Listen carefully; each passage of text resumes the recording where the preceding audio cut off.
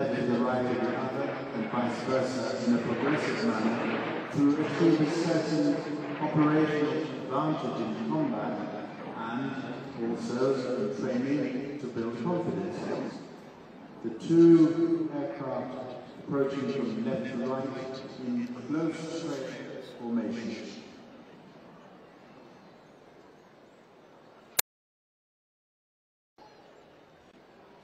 So here they are getting in position. Asante sana mtangazaji mwenza, kama vile nilikuwa nakupasha kwamba ujuzi unaoona ndege hizi zikionyesha kwa anga letu ni ujuzi ambao wanautumia wakati wako kule kwenye vita ili kuweza kukabiliana na adui kwenye anga na vile ardhini.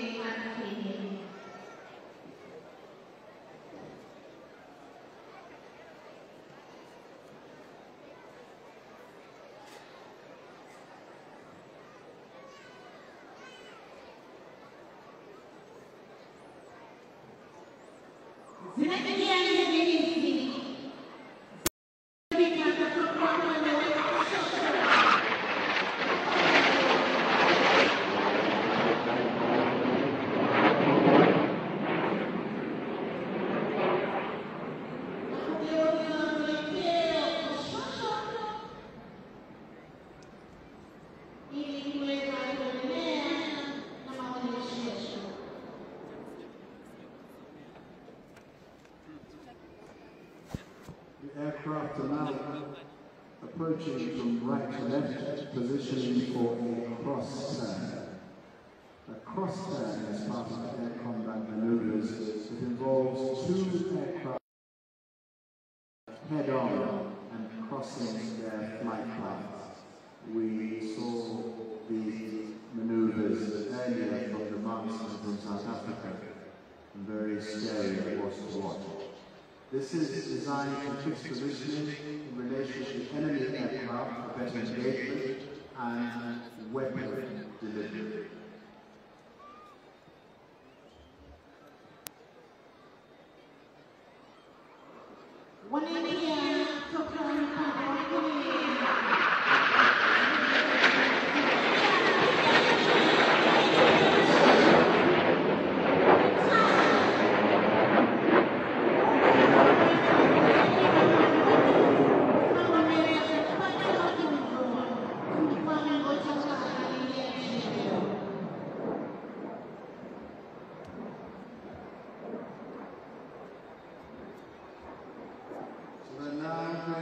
If you watch carefully, don't blink, they're going to a high-speed pass.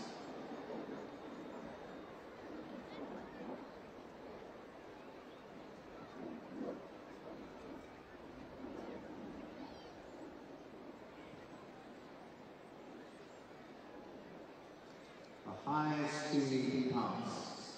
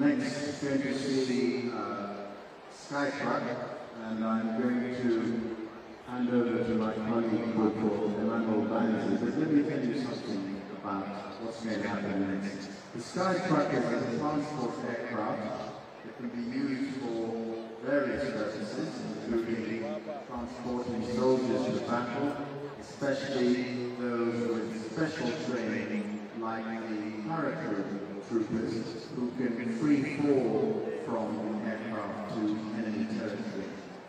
Now the idea of a military free fall was conceived in 1988 by the then commander of the Kenyan Army to address emergent needs in airborne operations. The free fallers have been trained both locally and internationally, and therefore they have a wide range of expertise for gaining entry into enemy territory, no matter what the circumstances. The Sky Truck aircraft is going to approach from the front of the desk at 11,500 feet with a group of free fallers.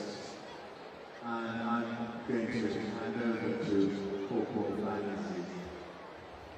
Asante sana mwenzangu Steve Okumu.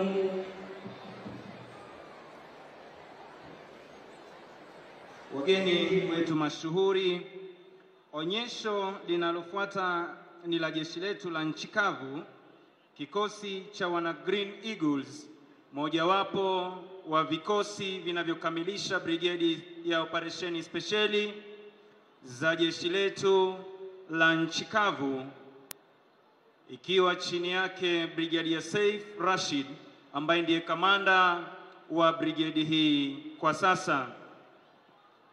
Onyesho hili ni mkasa uliofanyika kwenye operesheni ya kumwokoa mwananchi mmoja aliyekuwa ametekwa nyara na kundi moja la kigaidi.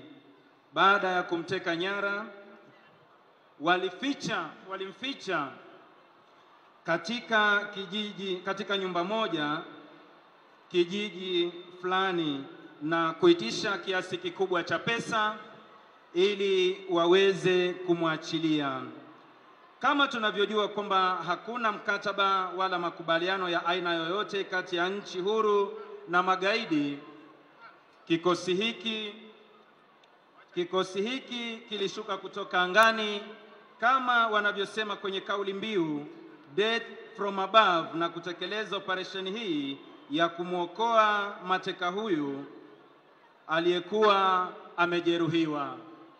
Angani hivi sasa ni wana Green Eagles, ikiwa kuna bendera 5 hewani ambazo zinapeperushwa kwa sasa, ikiwemo bendera ya taifa, bendera ya majeshi yetu ya ulinzi ya Kenya, bendera ya jeshi letu la nchi kavu, bendera ya jeshi letu la wanahewa, pamoja na bendera ya jeshi letu la wanamaji, na hali kadhalika bendera 3 za kikosi hiki cha wana Green Eagles.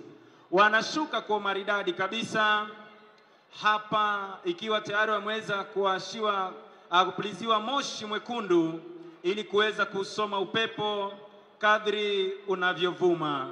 Katikati ya uwanja wanajeshi hawa wameweza kuwekewa alama inayofahamika kama desired impact point, na hapa tunamwona jump master akiteremka kabisa kwa umaridadi, akitumia ujuzi wa hali ya juu alionao.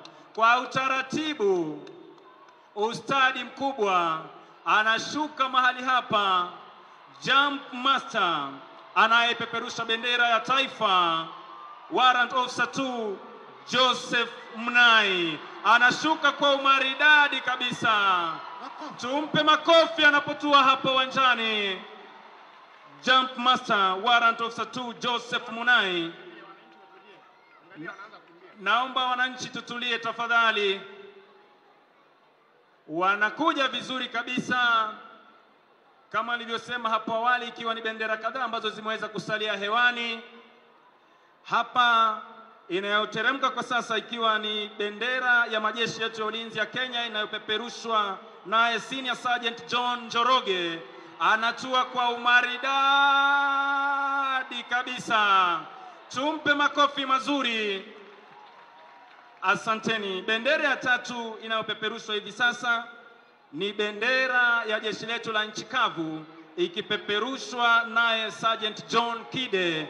Bendera ya jeshi letu la wanahewa ikipeperushwa naye Corporal Alan Mukanzi. Bendera ya jeshi letu la wanamaji ikipeperushwa na Corporal Gerald Kinywa anayetua kwa umaridadi kabisa mahali hapa. Tuongeze makofi wananchi tafadhali. Zinasalia bendera tatu hewani, ikiwa ni bendera zilizo fahari ya kikosi cha wana Green Eagles wakitua mahali hapa. Basi wanakuja kabisa hapa wakiwa ni pamoja na Koplo Bonfas Obilo ambaye anateremka kwa maridadi kabisa, wakiwa pamoja na Sergeant Steven Irungu, na mwisho atakayetoa mahali hapa mwisho kabisa ni Senior Sergeant Joseph Okelo, anatua kwa maridadi kabisa mahali hapa. Tuongeze makofi wananchi tafadhali. Basi wanajeshi hawa hivi sasa wako katika shughuli yao ya kuweza kukunja parachuti zao ili kuweza kuziweka tayari iwapo zitahitajika kwa dharura.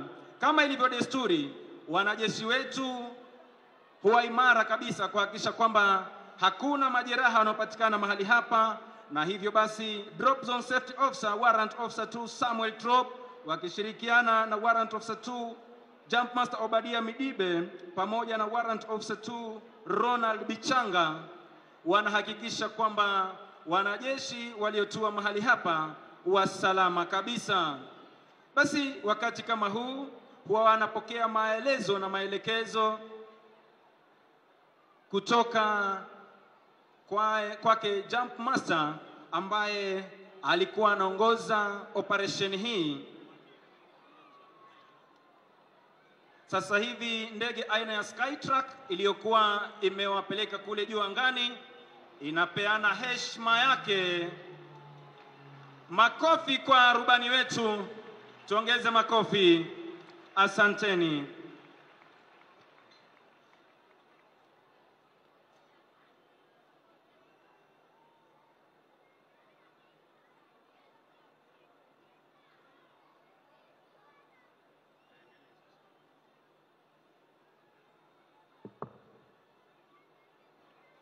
Basi wanaondoka uwanjani hivi sasa wakiongozwa naye Jump Master Warrant Officer 2 Joseph Munai aliyetangulia kutua mahali hapa akipeperusha bendera ya taifa. Kama ilivyo desturi, wanajeshi mambo yao ni sawa sawa, wanatembea sawa sawa, wanavalia sawa sawa, na vile vile wanapigana vita kisawa sawa. Wakati kama huu wakiwa vitani, wanapeana heshima yao kama ilivyo desturi za majeshi yetu ya ulinzi ya Kenya. Wakati kama huu huwa wameweza kumwokoa mateka yule, kuweza kumweka katika mikono salama. Tuwape makofi tafadhali wananchi wanapoondoka wana Green Eagles hapo uwanjani. Hii ikiwa ni furaha yake aliyekuwa akiongoza onyesho hili Luteni Valentine Eshiwani. Basi nitarudisha, itafuata hivi sasa ndege aina ya Hiwi ambayo hutumika mara nyingi wanajeshi hawa punde tu wanapotekeleza operesheni yao. Operesheni hii hufanyika usiku wa manane, kwa maana hii ni operesheni ya ukombozi, kuweza kumnasua mwananchi aliyetekwa nyara kutoka mikononi mwa maadui. Basi muda wote kuanzia sasa ndege aina ya Hiwi itakuwa inatua mahali hapa ili kuweza kuwabeba wana Green Eagles, kuweza kuwasafirisha kutoka eneo hili la operesheni. Tafadhali wananchi wale ambao wamevaa kofia muweze kuzivua, kwa sababu ndege hizi helikopta aina ya hiwi itaweza kupita chini na kubeba ile kofia. Tafadhali kwa heshima tuweze kuzivua. Asante sana mwenzangu Senior Sergeant Ankiarie. Basi kama alivyoeleza kwamba tufunge miavuli yetu, alafu tushikilie kofia zetu kutokana na upepo mkali wa helikopta hizi ambazo zitakuwa zinatua mahali hapa muda wote kuanzia sasa, kuweza kuwasafirisha wana Green Eagles kutoka eneo lao la operesheni hadi sehemu nyingine. Kama kawaida, marubani wetu sharti kuweza kupita juu ya eneo lao la operesheni ili kuweza kuhakikisha kwamba sehemu wanayofaa kutua ni shwari kabisa na salama. Basi wameweza kupita kwa utaratibu mahali hapa, wameweza kusoma eneo hili, na hivyo basi muda wote kuanzia sasa watakuwa wanatua mahali hapa. Mwenzangu, kumbuka kwamba ndege hizi helikopta aina ya hiwi zinakuja zikiwa milango iko wazi. Ukiweza kutazama utaona kwamba milango iko wazi. Basi tukiangalia mkono wa kulia wa jukwaa letu rasmi, wana Green Eagles wanaendeleza operesheni yao kuhakikisha kwamba wanashika doria kwenye eneo hili ili ndege hizi aina hii ama ndege hizi ambazo zimeweza kuwa zimefika mahali hapa kuweza kuwachukua zisije zikashambuliwa na maadui. Na hivi ndivyo operesheni inavyoendelea, wakiwa wanazunguka sehemu hii kuhakikisha kwamba sehemu hii iko salama na iko chini ya ulinzi mkali wa majeshi yetu ya ulinzi kutoka kwa kikosi hiki cha wana Green Eagles. Basi kama nilivyokuwa nimesema hapo awali kwamba punde tu marubani wetu watakapohakikisha kwamba eneo hili ni salama kuweza kutua, wataweza kutua mahali hapa na kuwasafirisha wanajeshi hawa ambao hufanya mazoezi mara kwa mara kama anavyotuhimiza mkuu wetu wa majeshi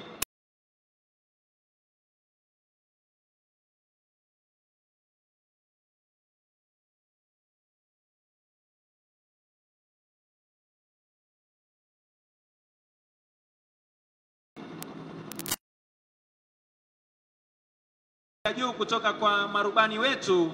Ndege hizi zinatua mahali hapa kwa umaridadi kabisa. Tuwape makofi marubani wetu wanapotua hapa uwanjani.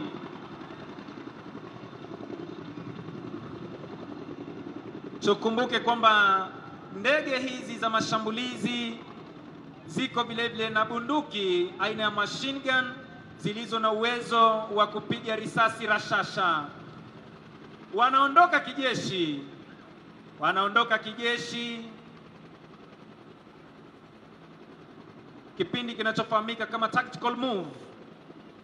Wawili wakisonga, wawili wanashika doria, wawili wakiingia kwa ndege, ulinzi bado unaimarishwa hadi watu wa mwisho kuweza kuingia kwenye ndege hizi ili kuweza kuondoka mahali hapa, kwa kuhofia iwapo watakuwa wameonekana na maadui wasije wakapatikana mahali hapa. Basi tayari wameweza kuingia kwenye ndege hizi, na muda wote kuanzia sasa watakuwa wanaaga eneo hili la operesheni baada ya kutekeleza jukumu lao kwa uadilifu.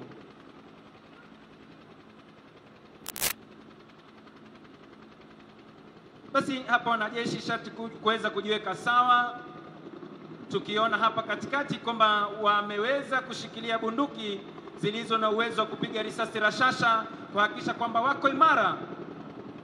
Hata watakapoondoka mahali hapa bado wataweza kutekeleza ulinzi wa kutosha ili ndege hizi zisije zikashambuliwa na adui ambaye labda ameweza kujificha sehemu yoyote mahali hapa.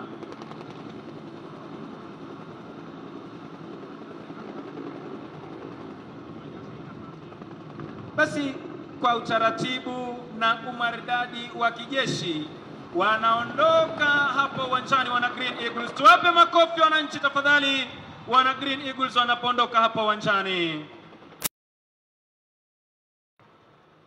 Basi asante sana mwenzangu Jabiri kwa kuweza kutuelekeza vyema.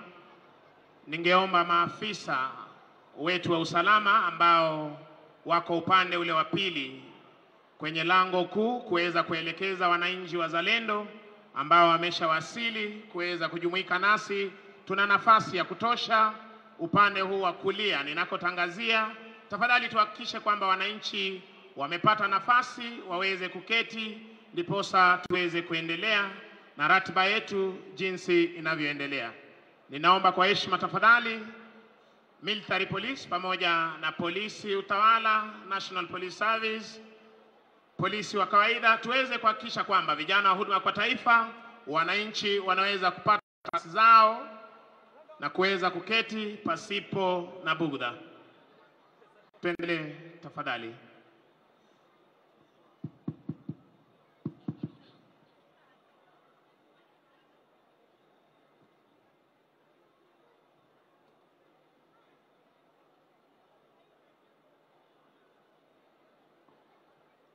Tafadhali Inspector Levi Irukan, eneo lako la kazi, wale ambao wako pale juu tunaomba kwa heshima waweze kuondoka. Kuna ndege itatoka upande huu wa pili na isiweze kumdhuru yeyote.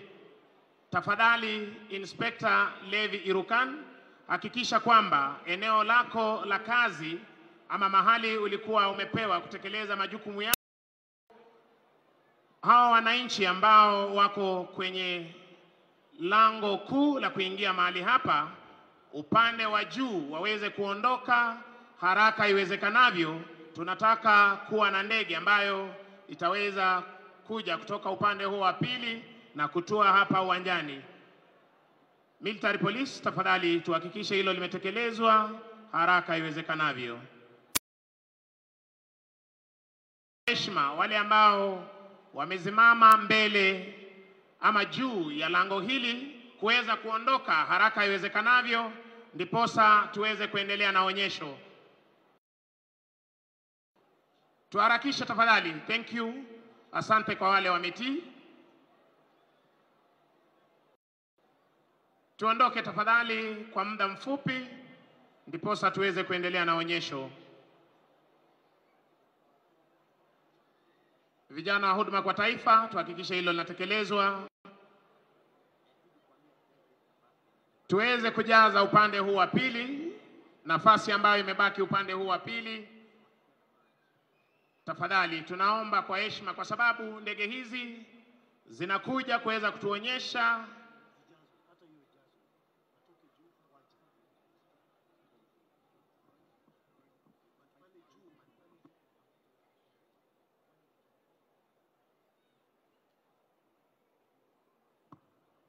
tafadhali tuondoke mahali nilikuwa nimetangaza. Ninaomba tena tafadhali tuondoke, maafisa wa usalama, tuweze kuhakikisha kwamba hapo juu kwenye ngazi tunaomba muweze kuondoka haraka iwezekanavyo tafadhali. Basi bendi yetu ya Maroon Commandos, tunaomba tena muweze kurudi uwanjani, muweze kurudi uwanjani tuweze kupata burudani. Bendi ya Maroon Commandos, tafadhali.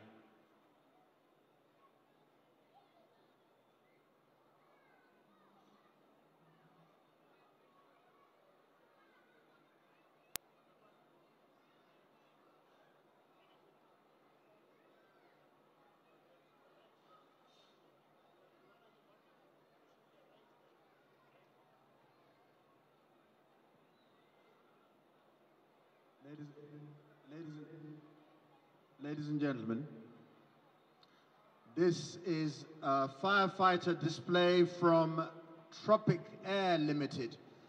Tropic Air was established in... Maroon Commandos, tabidi mtulie kidogo, tutawajuza wakati wa kuleta burudani. CB, endelea tafadhali. Just to tell you that Tropic Air Limited was established in 1990 and has its base of operations at the Nyanyuki Civil Airfield in Kenya. The company operates fixed-wing and helicopter charter services and is also one of the country's leading aviation maintenance providers. Today, Captain Andy Payne demonstrates firefighting operations using what is called a Bambi bucket system. Tropic Air are demonstrating one of their Airbus H125 helicopters. The H125 outclasses all other single-engine helicopters for performance, versatility, and low maintenance costs, whilst excelling in hot, high, and extreme environments. Kuzima moto kutumia ndege aina ya helikopta. Basi tutaweza karibisha bendi yetu ya Maroon Commando tuletea burudani.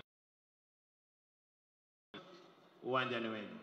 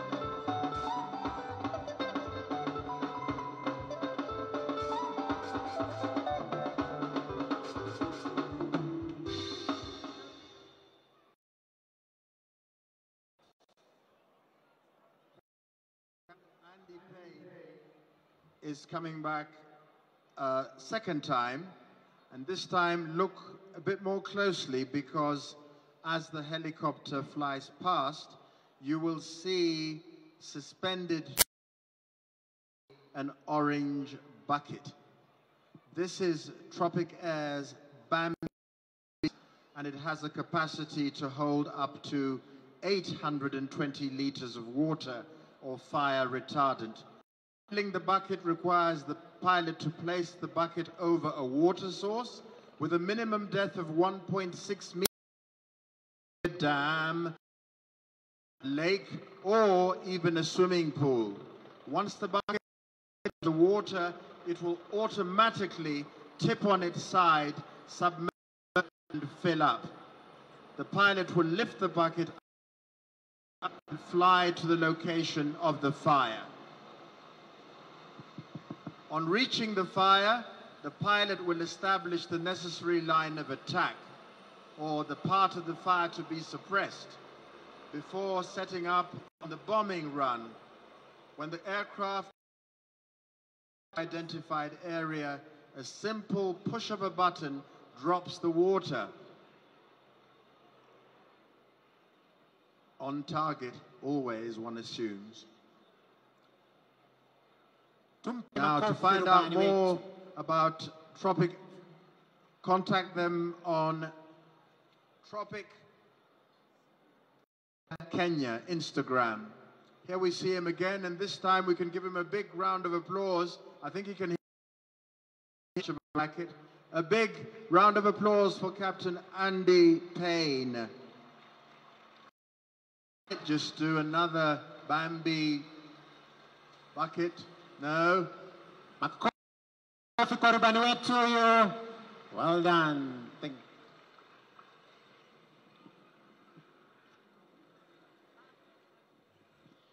Shukran sana, shukran sana. wanasibi Okumu, waliokuwa kwenye Green Bridge, waliokuwa kwenye lile daraja letu, sasa wanaweza rudi. Tulikuwa naogopa msije mkomwagikiwa na maji. Naweza rudi kwenye Green Bridge. Maroon Commandos, kazi kwenu.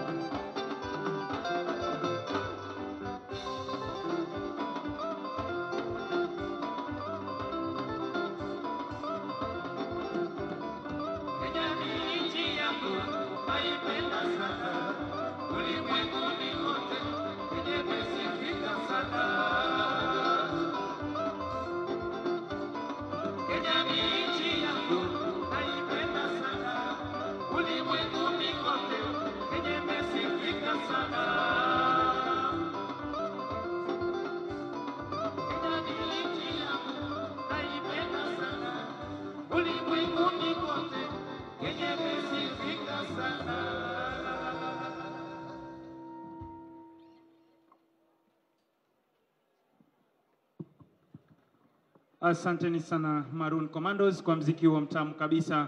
Basi wananchi, kwa heshima tunawaomba mbaki kama mmetulia. Bado maonyesho yanazidi kuendelea. Hivi sasa tukisubiri baadhi ya ndege zingine ambazo zitakuwa zinapita mahali hapa na maonyesho mengine mbalimbali kabambe kabisa ambayo yameweza kuandaliwa kwa siku ya leo. Bado maonyesho ndiyo sasa yanaanza. Kwa hivyo tafadhalini tunaombwa kutulia mahali tulipo, tuzidi kusubiri maonyesho zaidi. Waelekezi wangu tafadhali, tujaribu kwamba watulie, bado ndiyo yanaanza hivi sasa. Asanteni. Ladies and gentlemen, please don't go away. Things are just starting. That was the first half, if you will, of our display. There are more to come all the way until 4 o'clock in the afternoon. So please, please, please don't go away.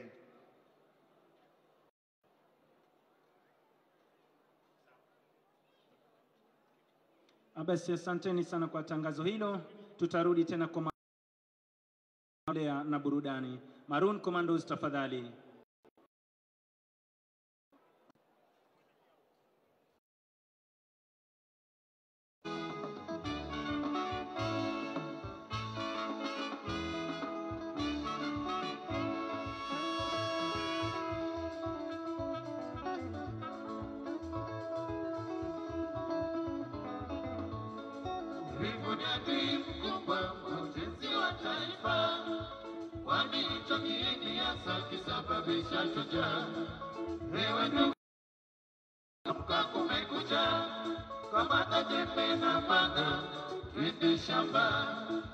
Hata wewe mwanangu, amka kumekucha, kwani hizi ndizo za kwenda shule.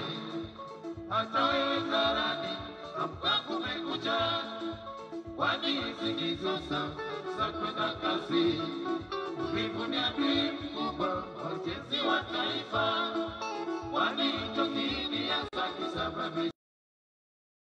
Ewe ndugu yangu, amka kumekucha, kamata jembe na panga, twende shamba. Hata wewe mwanangu, amka kumekucha, kwani hizi ndizo za kwenda shule. Hata kwani hizi ndizo za kwenda kazi.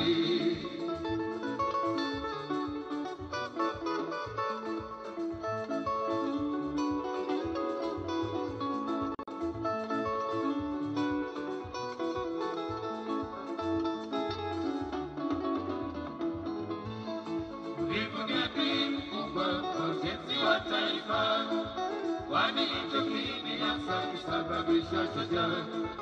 Ewe ndugu yangu, amka kumekucha, kamata jembe na panga. Hata wewe mwana kumekucha, kwani hizi ndizo za kwenda shule. Hata wewe barani, amka kumekucha, kwani hizi ndizo za kwenda kazi. Ujenzi wa taifa, jiepushe na uvivu, tujenge taifa. Ndugu yangu, umekuja, amka uende shamba.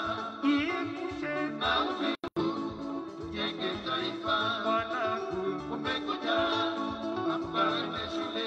Elimu ndiyo msingi wa maendeleo. Karani, umekuja, amka uende kazi. Jiepushe na uvivu, tujenge taifa. Uvivu ndio adui wa ujenzi wa taifa. Jiepushe na uvivu, tujenge taifa. Ndugu yangu, umekuja, amka uende shamba. Jiepushe na uvivu, tujenge taifa. Mwanangu, umekuja, amka uende shule. Ndio elimu ndio msingi wa maendeleo. Baraki, umekuja, amka uende kazi. Jiepushe na uvivu, tujenge taifa.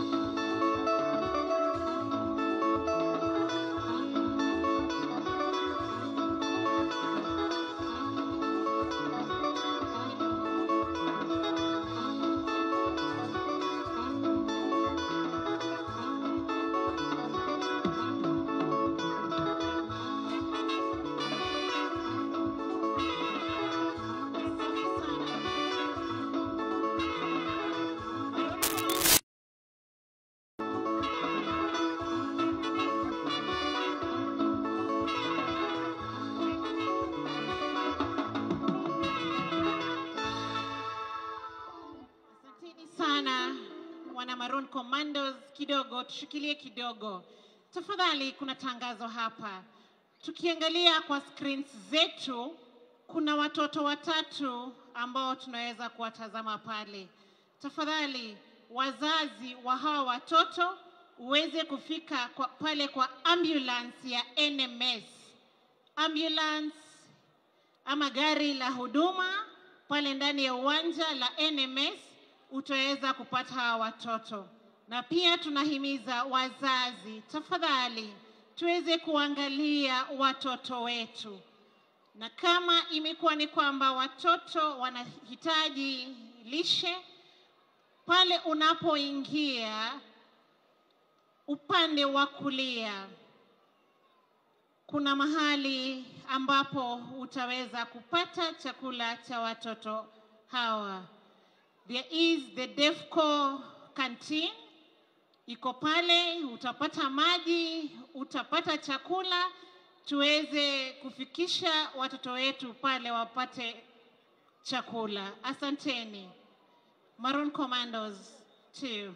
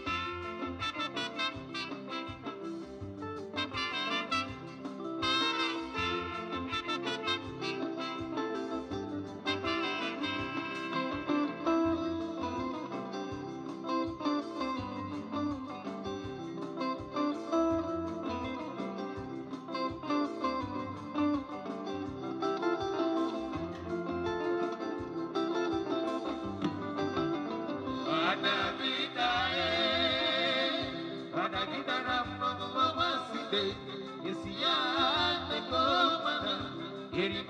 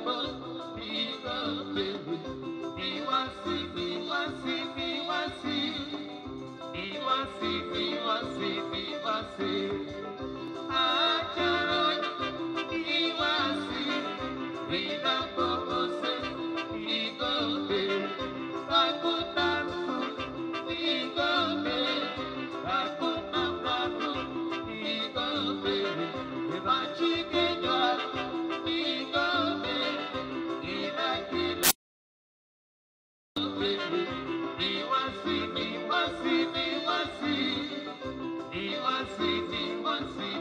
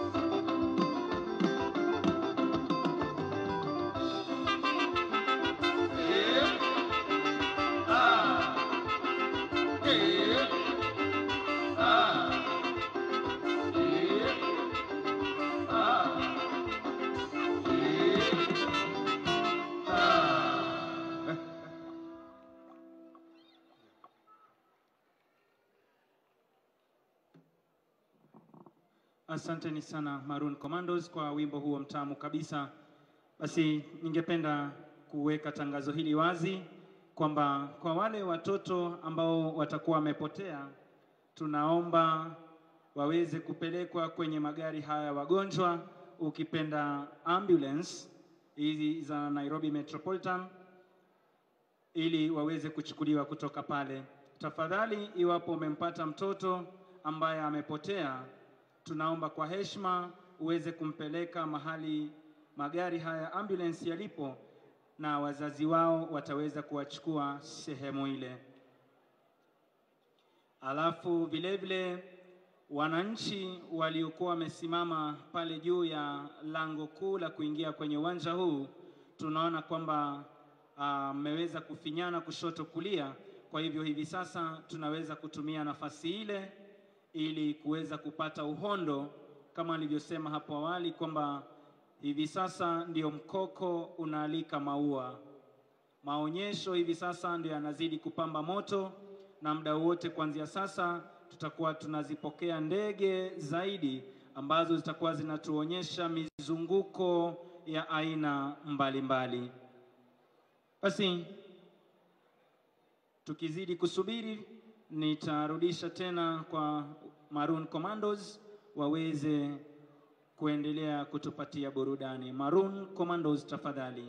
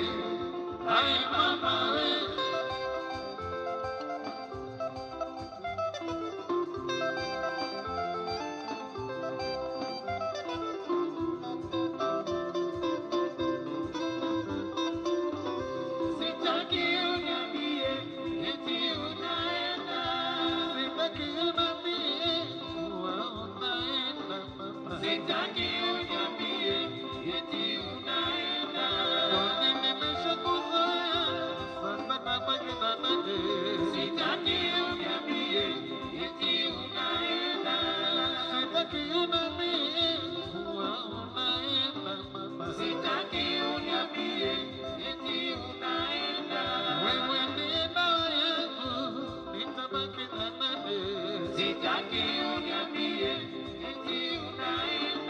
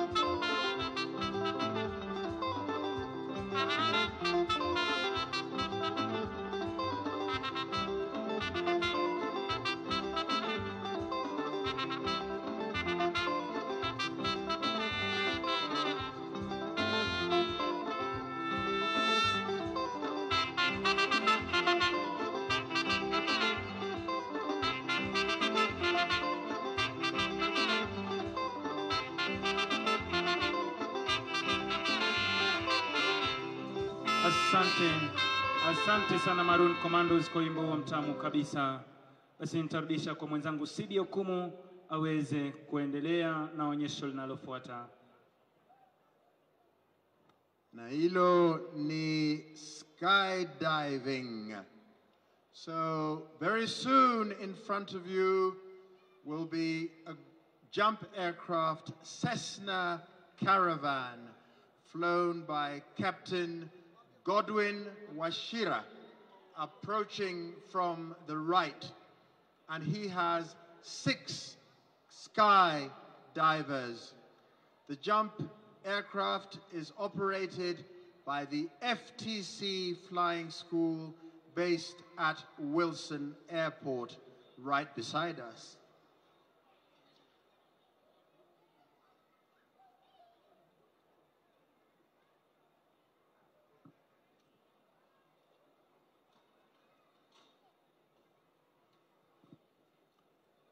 Mabibi na mabwana, sasa wacha nijaribu kichekesho kidogo mwenzangu. Tafadhali wananchi wazalendo, bado tuna onyesho chungu nzima, tusiweze kuondoka. Tunaomba kwa heshima tuweze kurudi.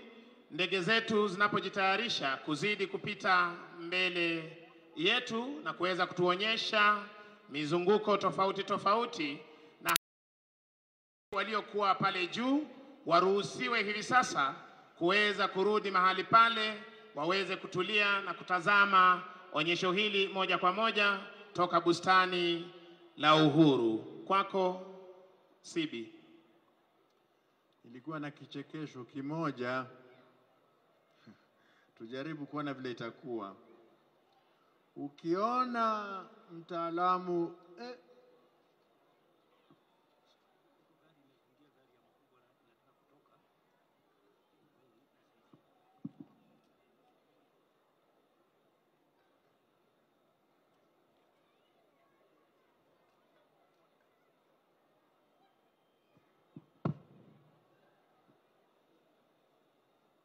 kichekesho cha kwanza, wacha nirudie.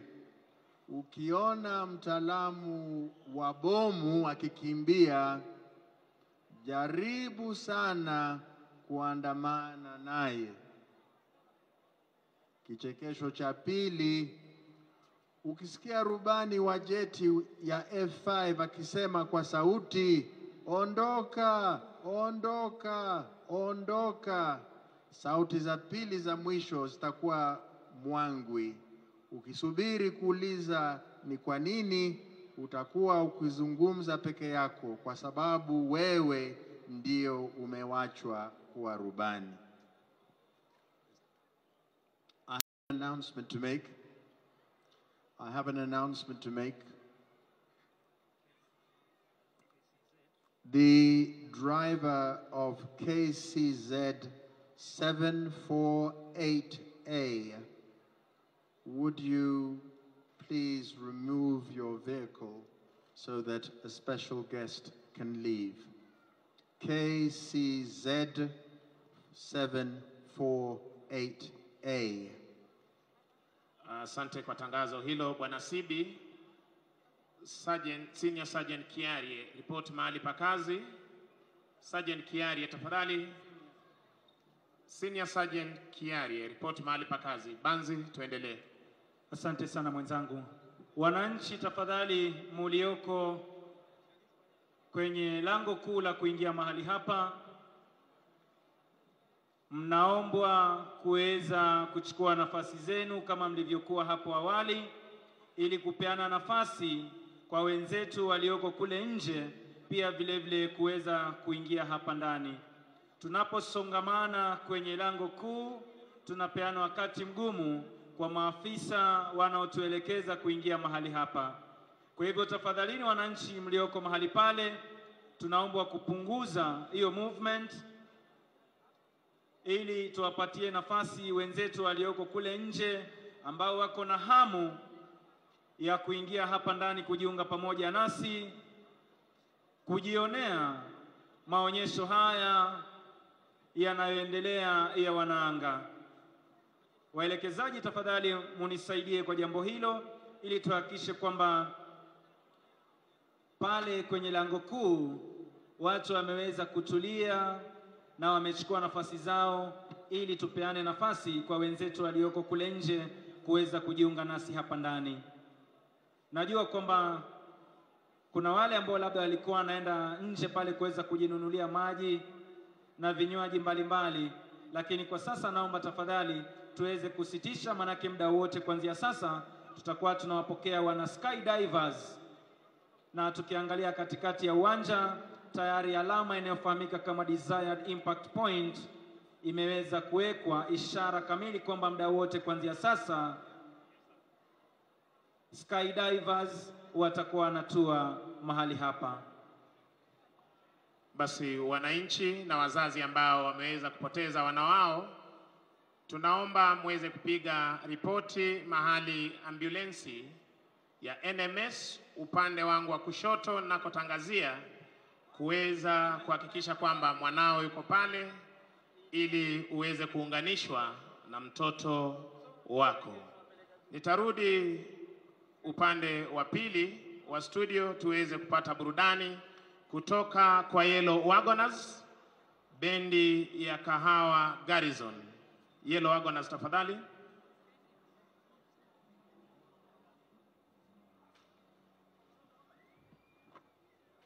Ladies and gentlemen, look to the skies. The skydivers have gone up to a height of 5,000 feet above us on ground level, and they will commence their dives soon. So if you look very high, there's some Kenya flags, maybe 1, 2, 3 above the presidential dais.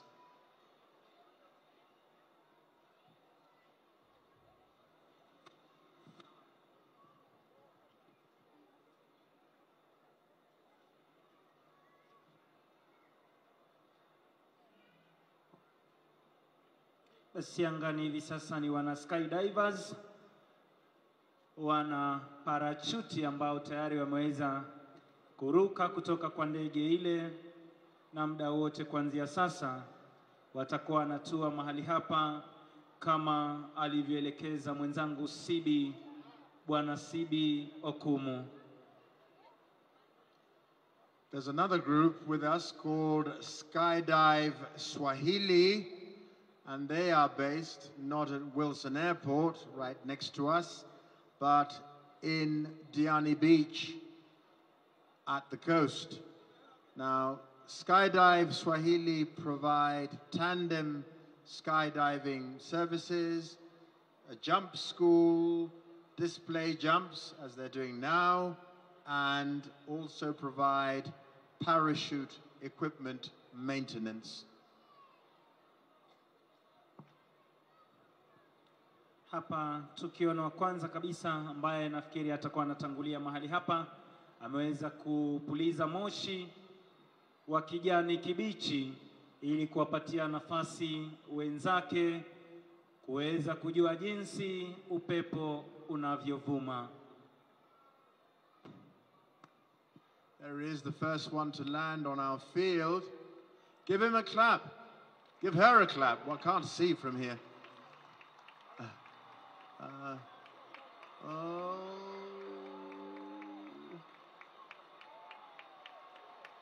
There we go.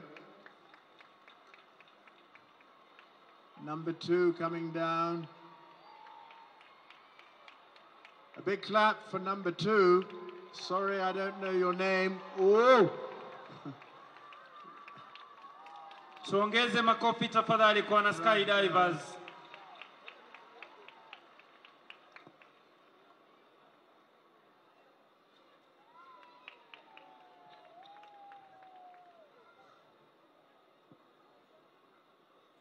Number 3 coming down, all simultaneously, quite a few.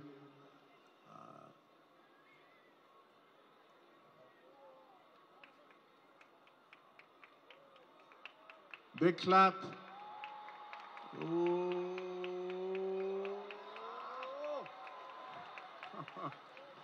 I think tuongeze makofi tafadhali kwa wana skydivers.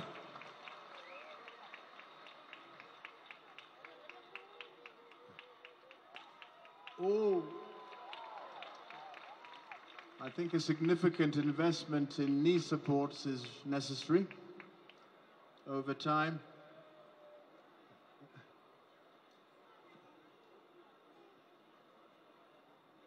There is the person with the Kenya colors. A bit of a loop there. Basi angani hivi sasa akiwa amesalia mwana miavuli mmoja ambaye anaipeperesha bendera ya Kenya akishuka mahali hapa kwa utaratibu kabisa. Kumradi si bendera ya Kenya lakini anatua mahali hapa kwa umaridadi kabisa katika sehemu aliyotengewa. Hey! Right. Tuongeze makofi tafadhali. Okay. Asanteni. I think it must have something to do with the wind, how heavily one lands.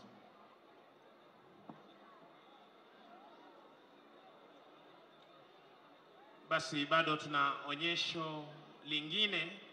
Kwa hivyo wananchi tuzidi kujivunia wana miavuli ambao wanashiriki katika onyesho hili. Tuweze kuongeza makofi tafadhali. Kisha niweze kuwarejesha moja kwa moja kwa bendi ya Yellow Wagoners, bendi ya jeshi letu la nchi kavu, Kahawa Garrison. Twende kazi.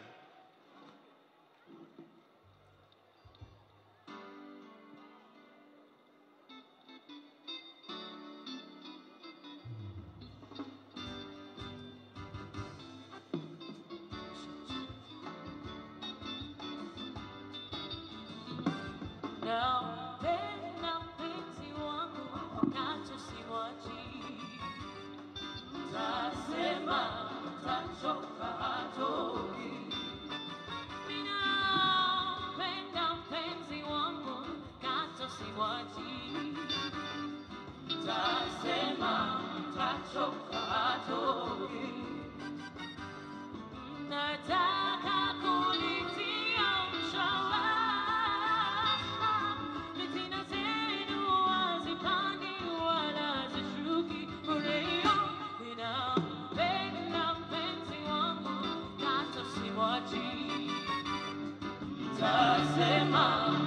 mtachoka hatoki. Ninampenda mpenzi wangu na tusimwachi. Mtasema mtachoka hatoki.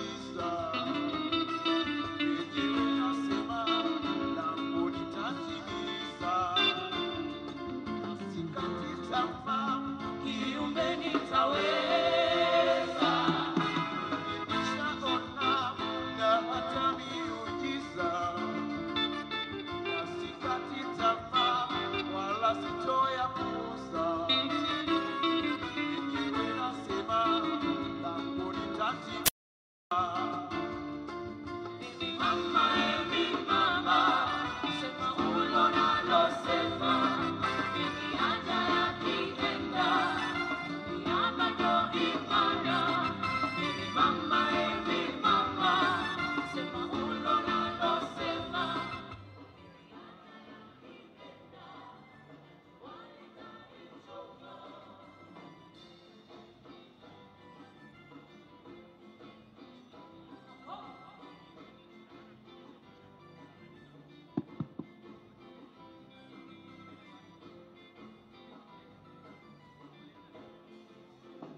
Asante sana bendi ya Yellow Wagoners. Asante sana mgeni wetu rasmi. Hivi sasa nitaweza kuwapisha wenzangu kutoka idara ama polisi wanaolinda mbuga zetu, Ranger Eric Mwandawiro pamoja na Warden 2 Edward Mburu, waweze kutuelekeza jinsi wanavyolinda mbuga zetu. Asante sana mwenzangu. Mabibi na mabwana, idara ya kulinda na kuhifadhi wanyama wa pori kwa ushirikiano na idara ya National Air Support inakuletea tamasha maalum kuonyesha jinsi ndege zetu zinavyotumika katika kulinda na kuhifadhi wanyama wa pori. Kwa mbele yetu kunayo ndege aina ya fixed wing aviat husky ikiwa na rubani John Tepan. Mabibi na mabwana, kikosi hiki kiko katika mbuga ya Tsavo Mashariki, ambapo mbuga hii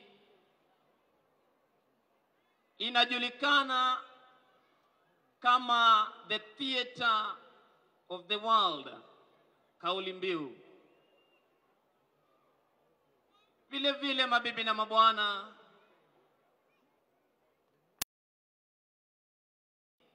ni kilomita 13,747 mraba, ikiwa inajivunia wanyama wakubwa watano kama vile tembo, mbogo, chui, simba na hata faru, ikiwamo mbuga hii faru weusi ambao tunajivunia katika mbuga hii.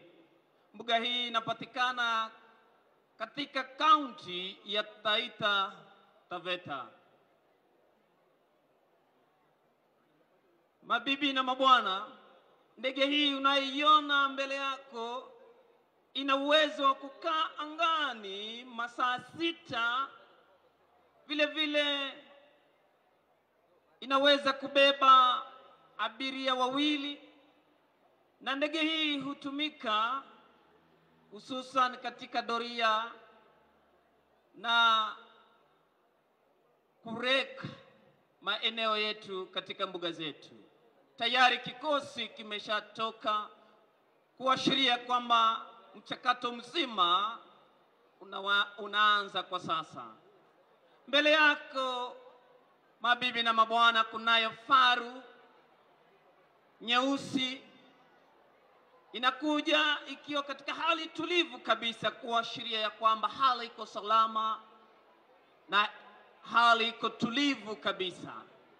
Mnyama huyu kwa kawaida si mwepesi wa uzoefu wa watu. Mara nyingi hukimbia ama hutoroka watu, kwa hivyo huenda akatoroka, lakini kwa leo ya Charlie 1 from Bravo Charlie Alpha. Mabibi na mabwana, mnyama huyu ni mmoja wa urithi ambao tunaojivunia katika taifa hili la Kenya, ikiwamo Charlie 1 Bravo Charlie Alpha. Tukikumbuka miaka ile ya 70 ambapo haswa uwindaji haramu uliweza kwenda juu sana, lakini kwa juhudi ya kikosi hiki 37 Mike, mabibi na mabwana, tujivunia kwamba takwimu za wanyama hawa uniform Tango Mike zimeweza kuongezeka. 98. Hebu tusikie. Uniform Tango Mike 19805200 over. Ya Affirmative nimepata moja, ile ilitupotelea last time. Hebu kujeni mweze kusoma tuone kama ni ile ilipotelea. Over. Mabibi na mabwana, tayari ndege aina ya Aviate Husky imeshaweza kumwona mnyama huyu, na tayari wameshajulishana kikundi ama kikosi kinachojulikana kama monitoring team, ambapo kwa sasa kwa umbali tunawaona wakija kwa upesi kabisa, ndege ikiwa angani ikiwahakikishia kwamba mnyama huyu hawezi kutoroka. Mkono wangu wa kulia kunao majangili wawili. Tayari tunaona mnyama yule ametoa kinyesi, anazidi kutoa kinyesi mnyama yule, na mara nyingi huwa anahakikisha eneo lile ameliweka alama ambapo hataweza kusahau mahali pale. Majangili nao upande wangu wa kulia wanakuja wakifuata nyayo ile ya mnyama yule, tayari wakiashiria kwamba wameona. Na upande ule mwingine wa kushoto, askari wale tayari washaona mnyama yule ambaye kwa jina anajulikana kama Galana.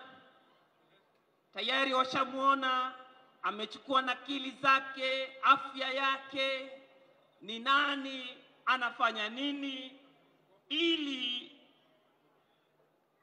iweze kusaidia katika makavazi ya mnyama huyu, ambapo atakuwa anafuatiliwa kwa karibu. Tayari washamaliza vijana wale na wanaelekea katika hali yao ya kushika doria, shughuli yao ya kila siku. Tayari majangili washaona na wametoroka. Asante sana mwenzangu Warden 2 Edward Mburu. Unaweza endelea.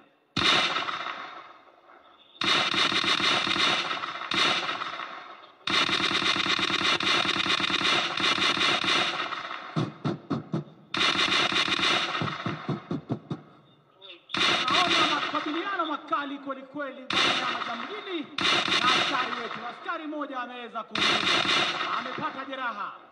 Kamanda anatuma askari wawili waweze kumpa huduma ya haraka sana iwezekanavyo na kumtoa kwenye eneo la vita. Tunaona wakifanya huduma ya kwanza kwa haraka sana, inaitwa tactical care under fire. Wanamtoa kwa haraka, tuwapigie makofi ya askari. Moto unapamba kati ya majangili na askari wa kulinda wanyama pori. Wanakabiliana. Askari tunaona wakiondoka pale kwenda kumhudumia mwenzao kwa tactical movement. Wanaondoka kwa ustadi kweli kweli, wakielekea mahali ambapo mwenzao wanapewa huduma ya kwanza.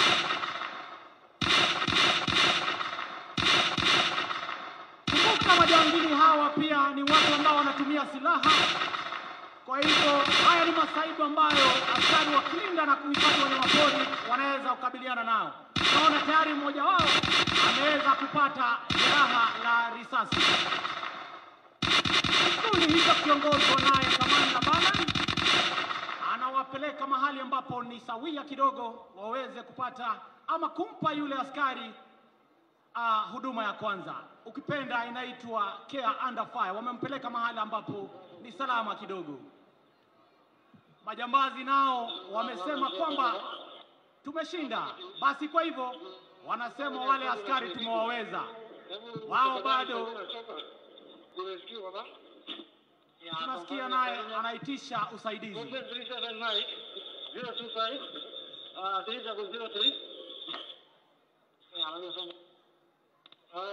Unit of Tango Mike, 9 height, 50145.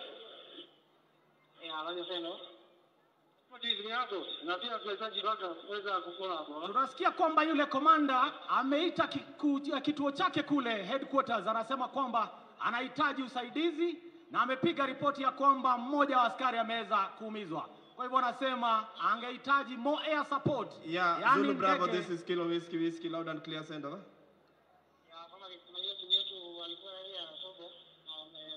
Anaitisha usaidizi, tusikize.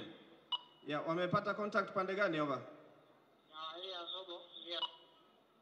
Yeah, Wanapatiana eneo ambalo wameweza kupatana na majangili. Yeah, uniform Tango Mike. 985-0145. Anaweza kupatiana coordinates mahali. There in the next 2 minutes, over.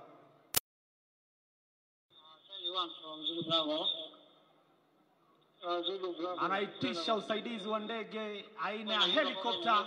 Anasema anataka kuokoa uhai wa yule askari ambaye ameweza kujeruhiwa na wale majangili.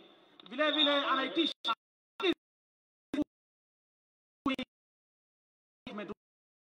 response team wataweza kufika hapa kwa muda mfupi sana iwezekanavyo ndio waweze kuokoa uhai wa yule askari. Ukiangalia mbele yetu, mgeni wa heshima, ni kwamba kuna aina ya ndege ya helikopta Bell 206 almaarufu Long Ranger ikiendeshwa naye meja mstaafu Anthony Ngugi akisaidiwa na Kapteni Dennis Amolo. Wanakuja kutua pale kwa ustadi mara moja waweze kupeleka yule askari aliyeweza kujeruhiwa hospitali. Wanatua kwa maridadi. Tuwape makofi wananchi. Pale ndani tunaona kikosi cha QRT, Quick Response Team, kinashuka haraka sana na kuchukua doria 360 degrees. Kwamba mgonjwa wako salama akiingizwa pale. Ni askari ambao wameweza kupata mafundisho ya hali ya juu, wamekuja kusaidia wenzao. Mgonjwa naye anapelekwa kwa mbinu ya tumankari kwenye ndege hile ndio iweze kupelekwa kwenye zahanati kwa haraka sana. Ni dhahiri shahiri kwamba rubani wetu wamepata mafunzo ambayo inawezesha kufanya operesheni kwa muda mfupi sana. Na ndege hiyo tena ilekea hewani. Tuwape makofi jameni. Askari kaweza kuokolewa. Kumbuka mada ya leo ni kwamba kuoneshana namna ndege zetu zinavyotumika kuweza kusaidia kuhakikisha mbuga zetu za wanyama ziko salama salmin. Wanaondoka, kwa hivyo askari hajapoteza maisha. Quick response za kuwadia. Wale majangili nao ndege imekuja imechukua askari wameenda, basi bado wanaendelea na pilika zao. Wanafuata nyayo za ule mnyama. Kumbuka ule faru mweusi ana dhamana kubwa sana. Kwa hivyo hao majangili wanasema askari tulimpiga, akaanguka na akapeleka hospitali na ndege. Kwa hivyo sisi tuko huru, tujitangazie uhuru ndani ya mbuga hii. Ole wao, manake komanda amesema no retreat, no surrender. Ameitisha kile kikosi kikali cha QRT, Quick Response Team, na wameweza kukuja wafuate zile nyao za wale majangili, manake unajua bado wako ndani ya mbuga. Wanawafuata, wanafanya tactical tracking, yani wanafuata nyayo. Kamanda ambaye ni Balan anawaelekeza wale vijana, anawaambia amewaona kwa umbali, amewaambia basi hebu chukua goti tusikize. Wameingia kwa ule muundo unaitwa arrowhead. Muundo huu husaidia sana kwamba kila askari anaweza kuangalia mgongo wa mwenzake. Ni kwamba usalama umelindwa pande zote, kushoto, kulia na mbele. Kamanda basi anawapanga, anawaambia njooni upande huu. Amewapanga kwa formation ambayo tuwapenda kuita online formation. Basi wanasema advance. Muundo huu ukiona ni unawezesha kwamba basi wamekabiliana tena. Wamekabiliana tena. Majambazi na askari wa kulinda wanyamapori wanapigana vita kali. Jambazi kaangusha. Wape makofi jameni. Majangili nao ndio hao. Askari wanaondoka kwa mtindo wa fire movement. Ile inaitwa tactical bounding. Mmoja chini mwingine ukitembea. Hii inawezekana kwa mafunzo maalum ambao askari hawa kulinda wanyama pori wameweza kuyapokea. Wote wanaondoka kwa umaridadi wakipita kwa ile kambi. Moto mkubwa. Hawataki kubahatisha. Makofi jameni. Makofi jameni. Basi wanahakikisha kwamba wale adui wameweza, hakutaka kubadilisha, amelala salama. Kamanda anawachukua anapeleka mahala ambapo ni safi, mbali na tukio hilo. Anaambia on me. Ukiangalia kwa umbali anawapanga, anapatia kila mtu kazi yake. Wewe na wewe utachunga hapa. Kila mtu anapatiwa area of responsibility. Ni kwamba nichunge, nikuchunge. Kamanda Balan huyo. Wameingia kwa ule muundo wa mviringo, ukipenda all round defense 360. Mwenzake anaangalia mwenzake. Basi wakati wowote tutaona baada ya hapo akiweza kutumana. Kumbuka wale majangili huwa kawaida wamebeba, tumeona kwamba ni kama walikuwa na silaha. Wako pia na vitu kama simu za rununu ambazo tukiweza kuzipata zinatusaidia sana kwenye upelelezi zaidi, kujua ni akina nani hawa wanahusika. Na basi tukiweza kujua namna hiyo tunaweza kuangamiza uwindaji haramu ndani ya mbuga zetu. Tuone yule kamanda amewaita askari wake wawili. Anataka kuwatuma kwenye lile tukio la wale majangili walikuwa wamekaa. Anawatuma, anawaambia nendeni muangalie kwa hiyo kambi kuna nini kumebaki. Askari wanatoka pale kwa mwendo ambao unajulikana kama tactical movement. Mmoja anaenda, mwingine anampisha. Anamwambia mbele kuko sawa. Wanaondoka kwa ustadi na uweledi. Anataka kubahatisha, anahakikisha kwamba yule jangili amelala. Kumbuka aliweza kuumiza askari, kwa hivyo anasema mimi pia sitaki kubahatisha. There is no taking chances. Wameweza kupata bunduki pale, anaifanya usalama. Mwenzake naye anashika doria. Anampekua yule jambazi aweze kupata vitu kama labda simu za rununu, vitambulisho, ndio kuweza kuelewa tokea sehemu gani. Anazidi pia kupekua lile gunia ama mfuko ambao ulikuwa na majambazi, aweze kuchukua, aregeshe kamanda wake, amwambie mkuu, tumeweza kupata vitu kadha wa kadha. Askari hawa wanyamapori ni askari ambao wameweza kupata mafunzo bora zaidi, yani kuhakikisha kwamba mbuga zetu ziko salama, wanyama wetu wako salama. Na tumeweza kuona kutokana na juhudi za serikali kuwapa mafunzo na kuwapa vifaa vyema vya kazi, basi mbuga zetu na wanyama wetu wameweza kuhakikisha kwamba ziko salama salmini. Wanarudi kwa ule mtindo bado wa tactical movement. Wanarejea pale ndani.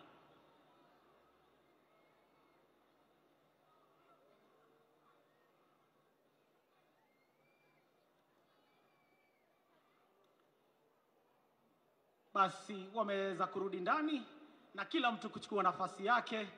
Pale ndipo ambapo sasa wanaambia kamanda, tumeenda kweli, wale jambazi tumeweza kupekua, tumeweza kupata vitu kadha wa kadha, naye ndio aweze kupiga ripoti kwenye kituo chake kikuu na aeleze ni nini ambacho amekipata na nia yake ni gani, tena kama ako na nia kuendelea na operesheni ama itakuwa ni vipi. Tutawasikiza muda kidogo wakiweza kupatiana ripoti hiyo.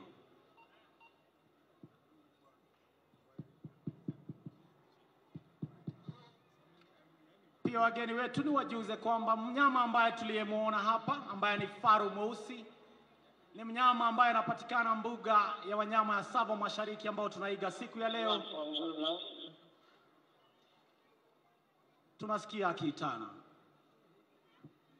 Vile mnyama huyo ama wanyama hao faru weusi wanapatikana mbuga ya wanyama kama Tsavo West, Tsavo East National Park ambayo ndio hii leo tumeiona, Meru National Park.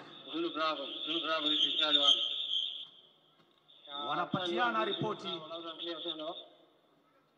Authorities tumeweza kupa tu hiyo nyayo na tukakutana na hawa jomba hawa.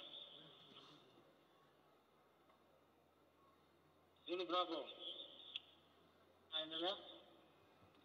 Tunasikia yule komanda akiweza kupatiana ripoti kwamba waliweza kufuata ile nyayo, wakakutana na wale majangili na wakaweza kuwamaliza. Na pia anasema kwamba wameweza kupata bunduki na vitu vinginevyo. Niwakumbushe kwamba awali nimesema kwamba wanyama hawa ambao ni faru weusi wanapatikana mbuga zetu za wanyama kama vile Tsavo Mashariki ambayo tumeiga siku ya leo, Tsavo Magharibi ambayo ni Tsavo West, Meru National Park ukitembea pia utawapata, na hapa wanyama hawa wanapatikana vile vile mbuga yetu ya wanyama ya Lake Nakuru National Park. Tusisahau pia mbuga ya wanyama ambayo iko kaskazini mwa nchi ambayo ni Ruma National Park. Faru hawa weusi pia wanapatikana. Tangu serikali ilianza mbinu ya kuwapa askari hawa mafunzo na kutoa vifaa vya kisasa kupigana na magaidi, tumeona nambari ya wanyama hawa ikiongezeka maradufu, ishara ya kwamba watalii wamekaribishwa wote wa ndani na nje, kwamba mbuga zetu ziko imara daima na kwamba usalama ni wa hali ya juu. Tujivunie urithi wetu kama wananchi wa Kenya. Nimkaribishe mwenzangu Mwandawiro, tafadhali. Asante sana Warden 2 Edward Mburu. Mabibi na mabwana, Tsavo Mashariki, kauli mbiu Theatre of the World. Hakika mbuga hii inajivunia wanyama hawa ambao kwa sasa wameongezeka maradufu. Kwa hivyo wakati kama huu nachukua fursa hii kutoa shukrani zetu haswa kwa serikali yetu ya taifa letu la Kenya, Wizara ya Utalii na Wanyama wa Pori ikiongozwa na Waziri Mheshimiwa Najib Balala, mkurugenzi wetu mkuu Brigedia mstaafu John Waweru ambaye haswa ndiye anayeongoza kikosi hiki cha kulinda na kuhifadhi wanyama wa pori. Tawasi wananchi watukufu wa Kenya tuzuru mbuga zetu katika nchi yetu hii nzuri ambayo iko na mandhari ya kuvutia kila pembe zote za nchi.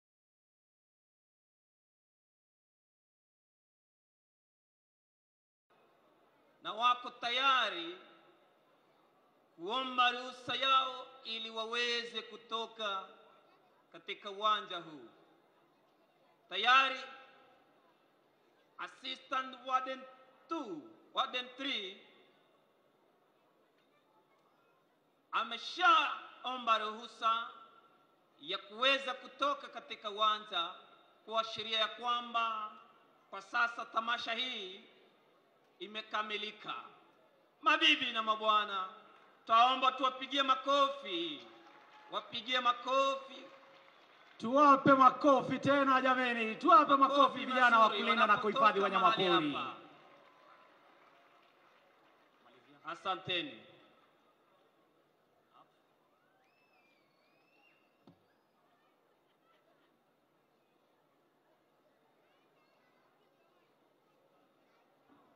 Basi asante sana askari wetu wanaolinda mbuga zetu pamoja na wanyama pori. Ningependa tuzidi kuwapa makofi mengine mazuri, wakiweza kuhakikisha kwamba wanyama wetu wa porini wanaotuletea pesa nyingi kutoka kwa utalii wanalindwa. Hivi sasa tutarudi kwao Yellow Wagoners waweze kutuletea ama kuweza kuendelea na burudani, waweze kutuletea burudani la chini kwa chini, kisha baadaye niweze kumpisha bwana CB Okumu aweze kuendelea na onyesho. Yellow Wagoners.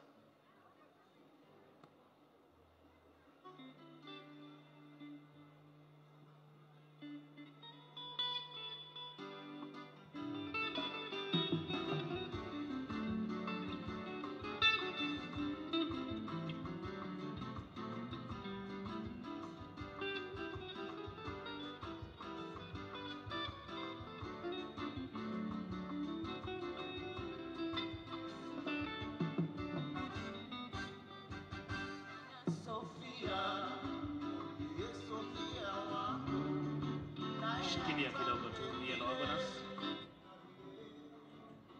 Shikilia kidogo Yellow Wagoners. Basi wananchi wazalendo, kwa muda usiozidi dakika 5, Marksman Aerobatic team, wale ambao walitufungulia onyesho, hawa wakiwa ni wenzetu ambao wamejumuika nasi kutoka Afrika Kusini, wataweza kuwa wanarudi tena na onyesho lingine. Yellow Wagoners, tuendelee.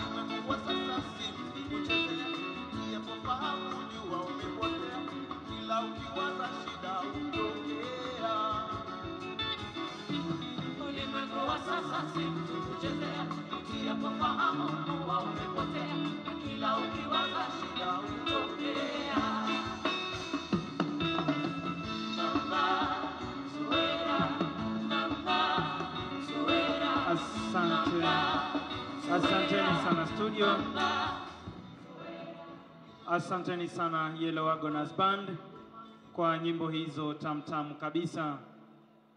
Basi ningeomba wananchi tafadhali tuweze kuangalia runinga zetu hapa uwanjani. Kuna mtoto ambaye ameweza kupotea. Iwapo mtoto huyu ni wako, uweze kufika mahali hapa na kumchukua. Vile vile ningependa kuwashukuru wananchi wote kwa ujumla kwa ushirikiano wenu. Lakini tunaona kwamba kushoto kulia mwa lango kuu mahali hapa tumeweza kufinyana zaidi. Tunawaomba tafadhali muweze kusonga ndani kuelekea kwa jukwaa letu rasmi. Tuko na sehemu ambazo bado ziko na nafasi. Kuna nafasi nyingi ambazo bado ziko wazi upande huu. Kwa hivyo wananchi mulioko kushoto kulia mwa lango kuu mahali hapa, mnaomba tafadhali kuweza kusonga ndani kabisa kuingia mukikaribia jukwaa letu rasmi.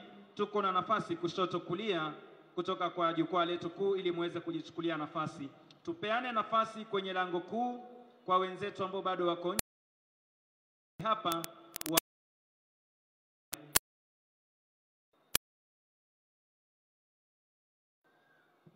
Vile vile kwa yule mtoto ambaye alikuwa anaonyeshwa kwenye runinga zetu hapa uwanjani, kupelekwa sehemu ile ambayo iko na gari aina ya ambulance kushoto mwa jukwaa letu rasmi. Kwa hivyo iwapo mtoto huyu ni wako, kwa heshima tunakuomba uweze kufika mahali pale kuweza kumchukua, kwa sababu saa hii tunaona ni kama mtoto huyu anahangaika. Alafu wazazi wote kwa ujumla ambao bado tuko na watoto wadogo, tuweze kuwachunga, tuhakikishe kwamba hawapotei mahali hapa, manake hapo watapotea basi tutakuwa na kazi ngumu sana. Asanteni kwa ushirikiano wenu.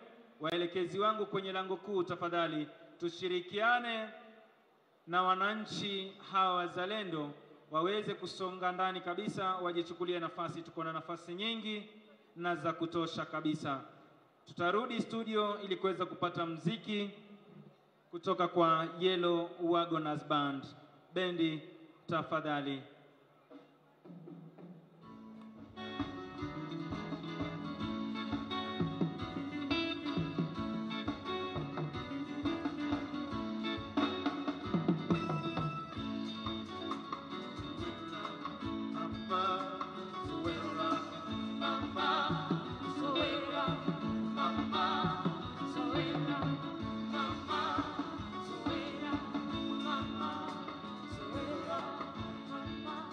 Asanteni sana Yellow Wagoners Band. Mshikilie tu hapo hapo, mtaendelea baadaye, lakini hivi sasa linafuata onyesho lingine ambalo nitampisha mwenzangu CB Okumu aweze kuendelea.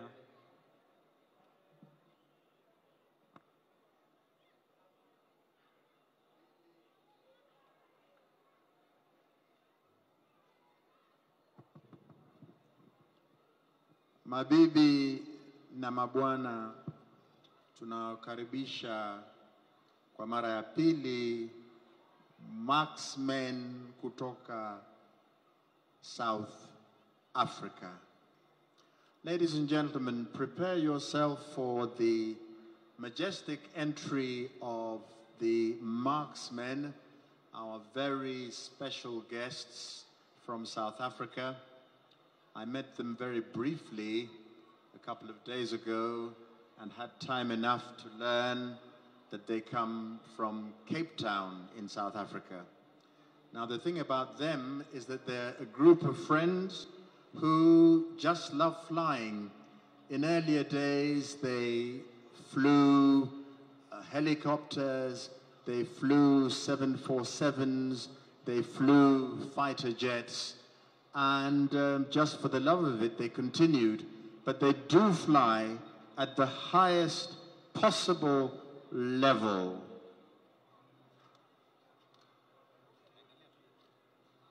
And the group of 4 people, Martin Hensman, Mark Sampson, Eugene Dupreez, Martin Schultz. I know that a lot depends on weather conditions for these people who are flying at such high level, unlimited level. They're world champions to do everything that they want to do. But let me read what is on the program as part of their demonstration. So the 4-ship is going to re-enter for a loop in T formation, followed by a second loop in diamond formation. At the top of the second loop, the formation bends 90 degrees to the left to finish parallel to the display line. Next is a wing over to the right and a barrel roll to the left, all in diamond formation. After the barrel, the team turns right to return to the center of the air display area. During the turn, the 4 aircraft change into line astern formation. The team will pull up at about 50 degrees pitch. Each aircraft separately in turn will break right with a 3/4 roll. So there they are, just saying hello first of all. It's going to take a while before they come back. And in between time, I wonder whether anybody has spotted my friend the rhino. I wonder where the rhino went to. I still long to see him again.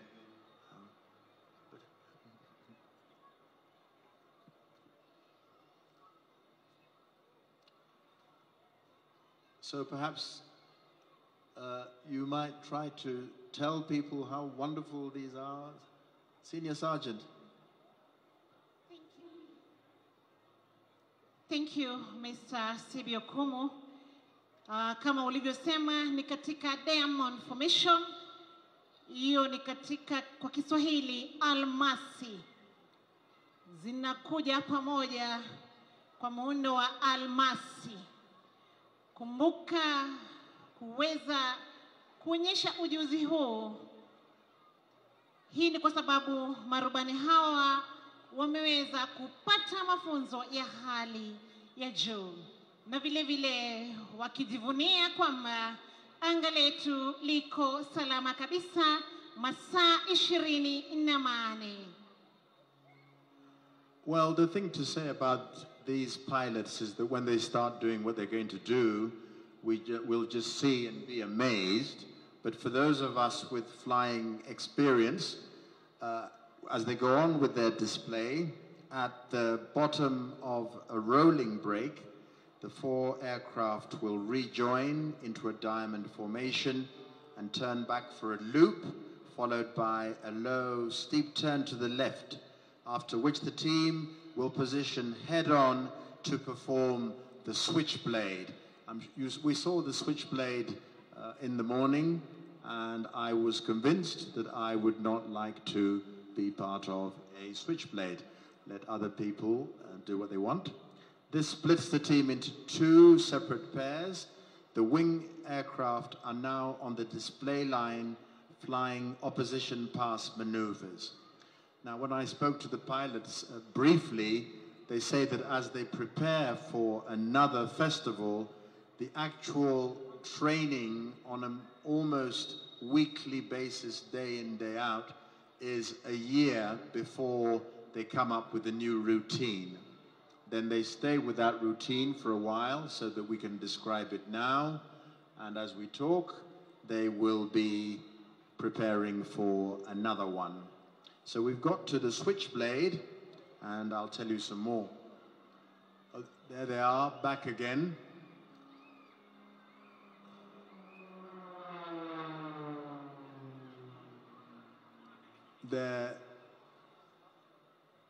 They must have inverted. I'm becoming a pilot just by sitting here. There's a bit of inversion going on, upside down. Tafadhali, tuwape marubani wetu makofi. Give them a big hand, a big round of applause.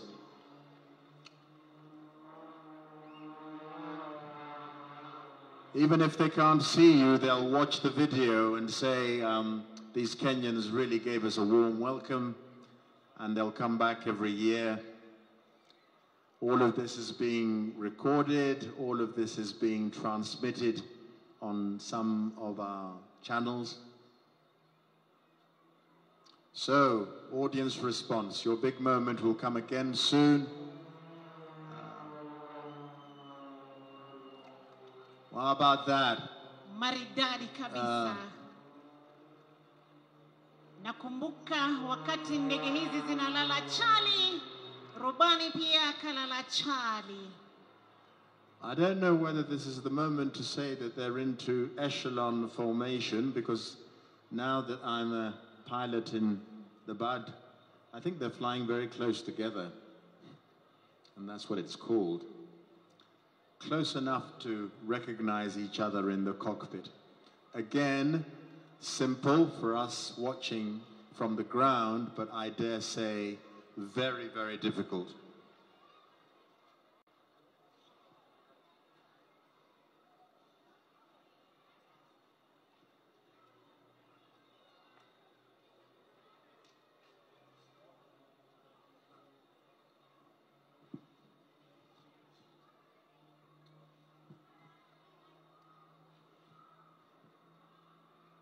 wanaingia kwa mwendo wa kasi, kwa umaridadi kabisa. Paju tena kwa pamoja, kila moja aelekea kushoto, maridadi kabisa. Wanakuja chini moja baada ya mwingine na kuzidi kupaa. Tuwape marubani wetu makofi. Tunayoona hapa sio ya kawaida.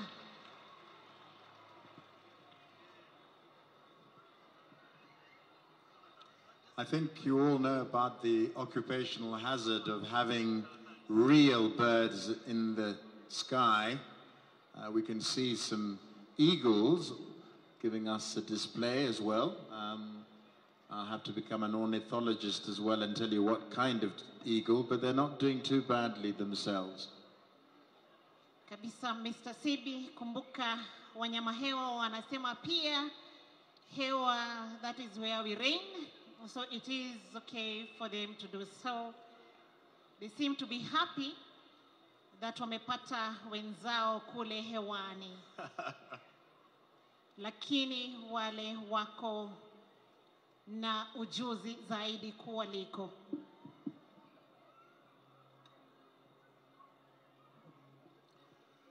Over to YouTube, and the home page says the Marksmen Aerobatic team is a civilian formation aerobatic display team based in South Africa.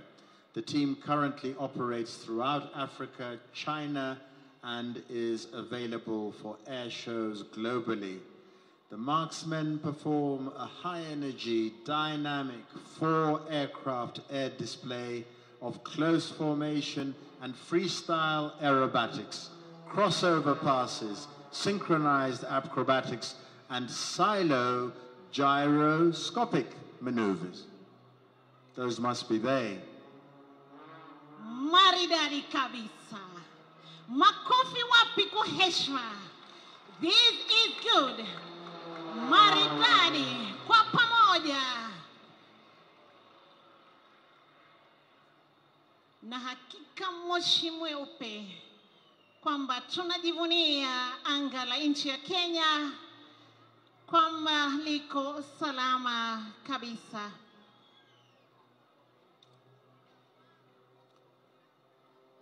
There we go. Watch out for this. Something exciting is going to happen, I'm sure of it.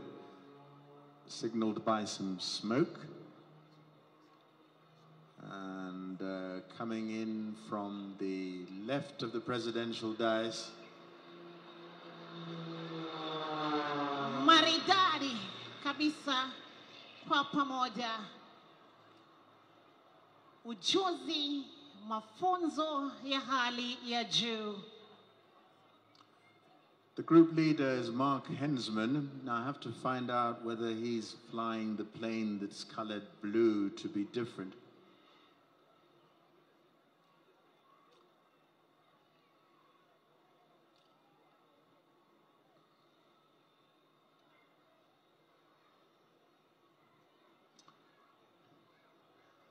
I guess there's some children here in the audience having a big dream of becoming pilots. I've met some pilots for a long time in the past week, and I must say that they're super cool. They don't get easily raffled, so you learn things just by being close to them.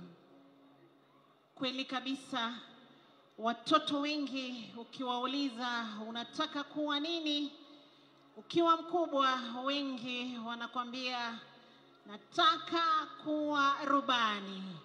Watoto tazama rubani vile anafanya kule juu ya anga. Watoto mpo? Marubani mpo? Marubani, future pilots? Here we go. Let's see. Oh! Look at that! Mr. CB, you say this is good for your eyes. No, maybe that's the bit that says at the bottom of the rolling brake, the 4 aircraft rejoin into diamond formation and turn back for a loop. followed by a low steep to the left. Now the Switchblade is going to happen soon, I'm sure. Nakwambia tazama. That's the Switchblade. It must be. This is not doing anything for my high blood pressure. It's a good experience, though.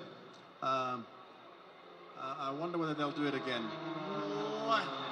Look at that. Tuwape makofi marubani wetu. Maridadi kabisa. There they are, heading high up into the skies. And just wondering how things work. Tazama wengine wanasalimiana kwa karibu. Yes.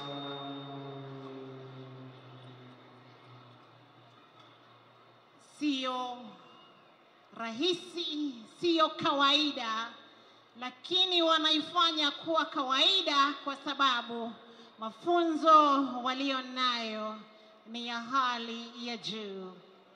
1 and 4 turn out through 270 degrees to oppose each other along the shoreline, and at the same time 3 and 4 are flying their opposition passes.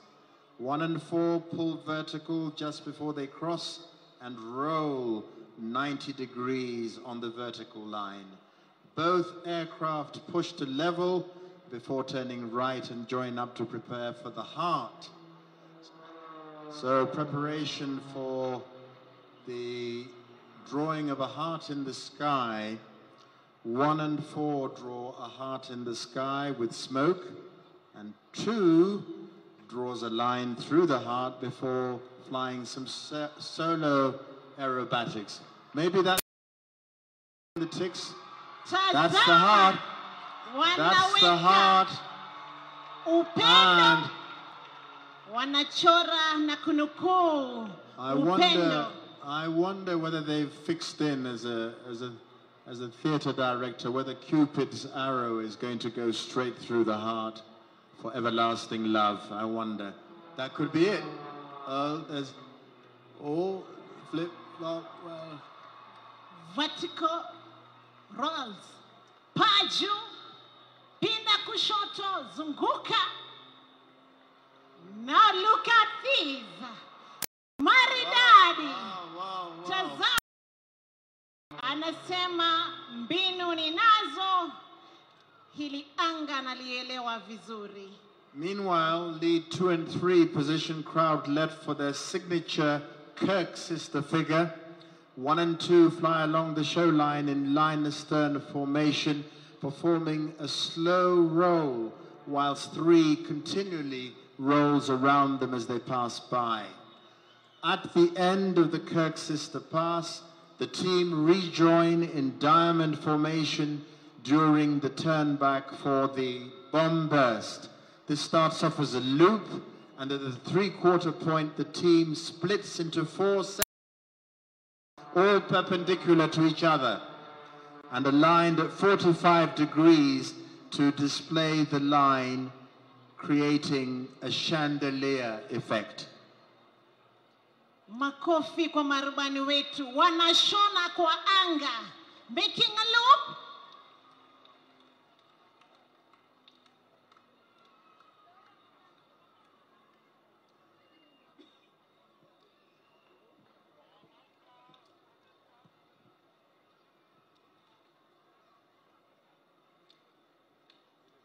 I think they've got their energy from having tasted some ugali and sukuma wiki, I'm sure of it.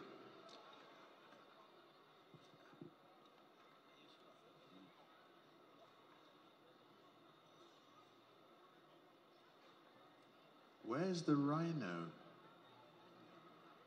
Oh dear, I'd be so happy if I saw it again. Anyway, they'll be back. They have to go away to prepare. I think they'll be coming in from the right.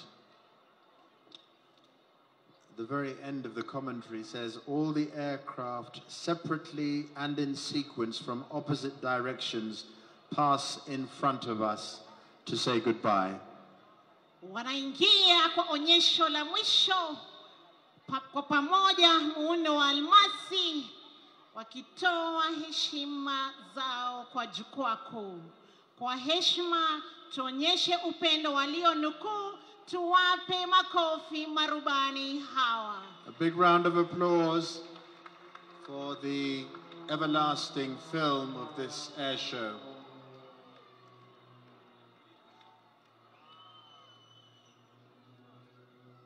There's the chandelier. Wow. Maridadi, makofi tena kwa marubani hawa wanapokamilisha onyesho lao.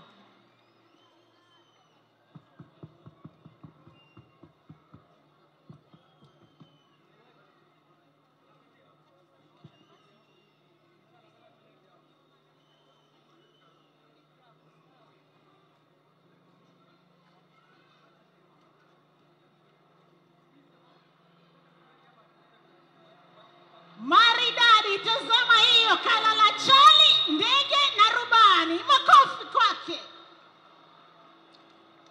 Inverted is the word to use, upside down.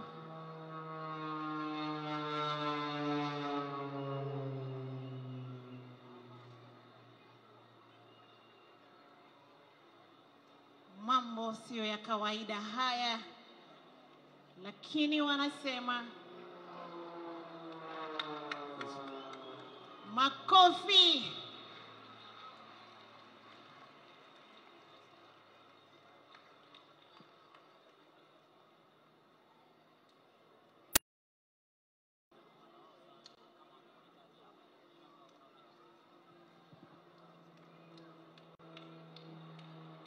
Kwa umaridadi, tazama, pinda kushoto, kulia, kushoto, kulia.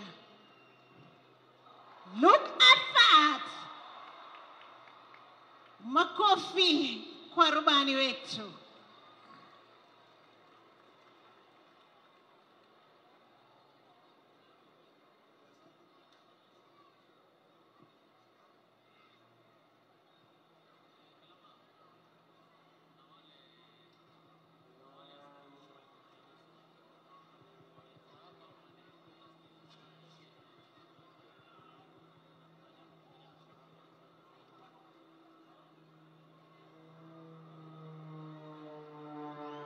Tazama ndege inavyopita.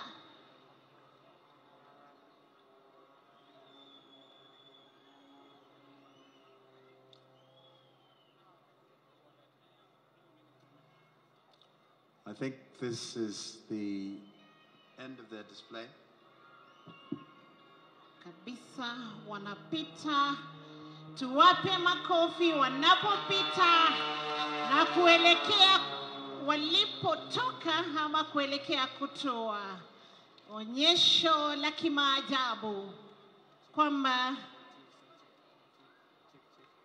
kwa anga likiwa salama, ujuzi ama maneuvers ambazo wanazifanya inakuwa kweli inawezekana.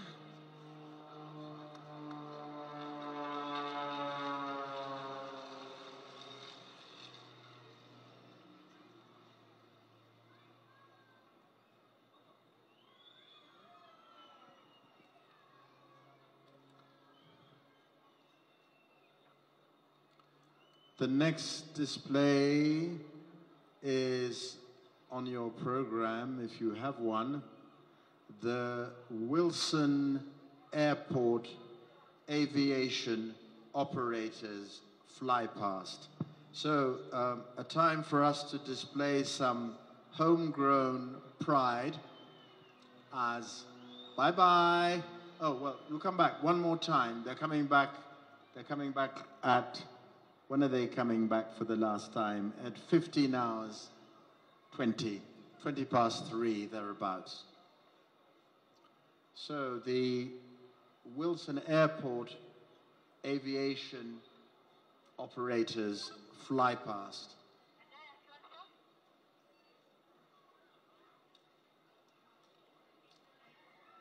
Again, everybody except the very young know that we're right next to Wilson Airport.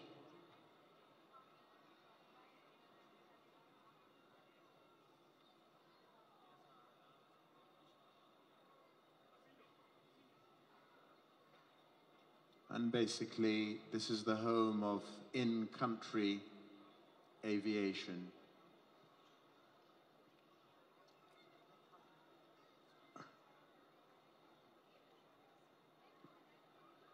So, just to set you up, the very first display is going to be made by Safarilink. Now, they are going to have 2 Dash 8 100s and 1 Cessna Caravan. Safarilink is the largest passenger carrier by numbers out of Wilson Airport. It provides daily scheduled flights to 18 destinations, covering all the major game parks, such as the Masai Mara, Amboseli, Nanyuki, Lewa Downs, Samburu, and Kilimanjaro. Safarilink's beach destinations include Diani, Malindi, Lamu, and exotic Zanzibar in Tanzania. Safarilink operates daily to Kitale and 3 flights a day to Kisumu. Safarilink offers daily seamless interconnecting services from safari destinations to beach destinations in the region and provides private charter services on request. It has a fleet of 12, of which 4 are Dash 8s, Bombardiers, and 8 are Grand Caravans. Now, when we see it, the Caravan is one of the most versatile of aircraft. It flies at almost 320 kilometers per hour. It has a seating capacity of 14, and it can land almost anywhere. We'll be seeing a lot of Dash 8s in the minutes to follow, because other companies use them as well. So it's very easy to understand why the Dash 8 is Kenya's most popular twin-engine commercial aircraft. Now, for the little people, you're very lucky. When I was a young boy, in the age of the dinosaur, many, many decades ago, the thing to do was to go out into the streets and try to identify the makes of cars. And we'd all get very excited and say, that's that certain car, and write down the registration number. And this would keep us going quite happily for the whole day. So many years later, there are too many cars, but happily, I think you can still create a hobby.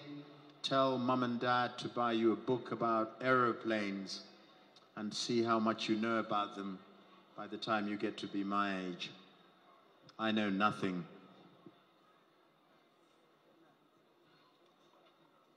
Unanipata hii? Hello, 1, 2. Hello, 1, 2. 1, 2.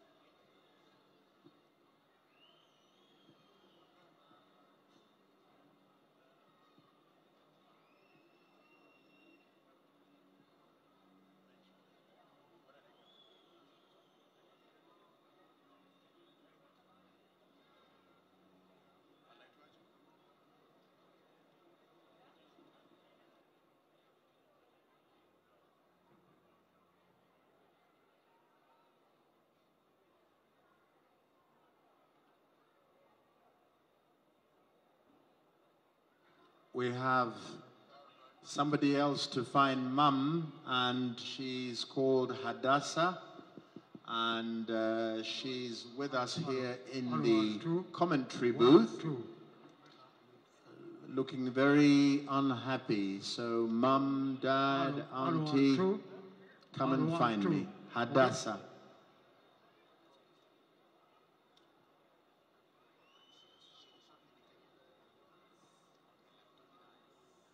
She will shortly be taken to the ambulance area left of the dais, if nobody appears quickly.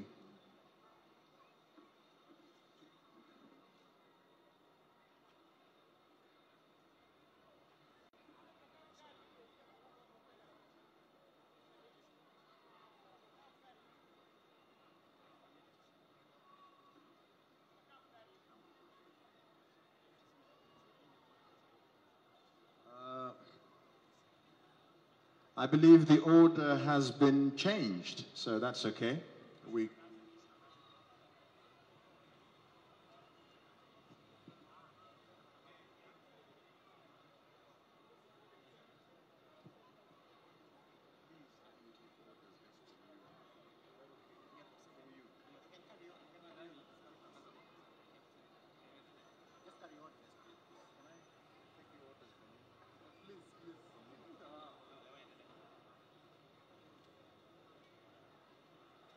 So the order has been changed.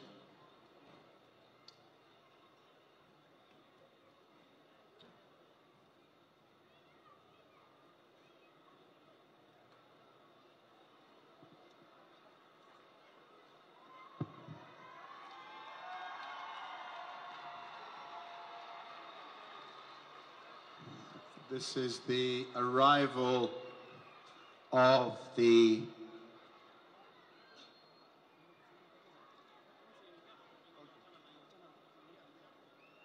okay.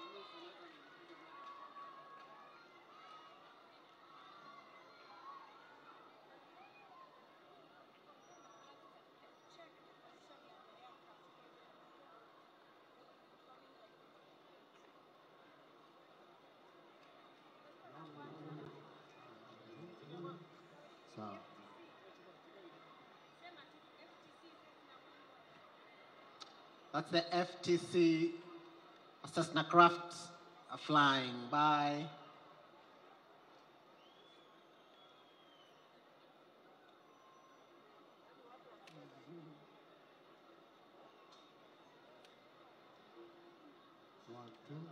One, two.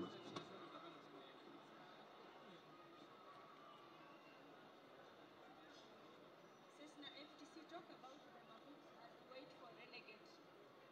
FTC, did you get the FTC?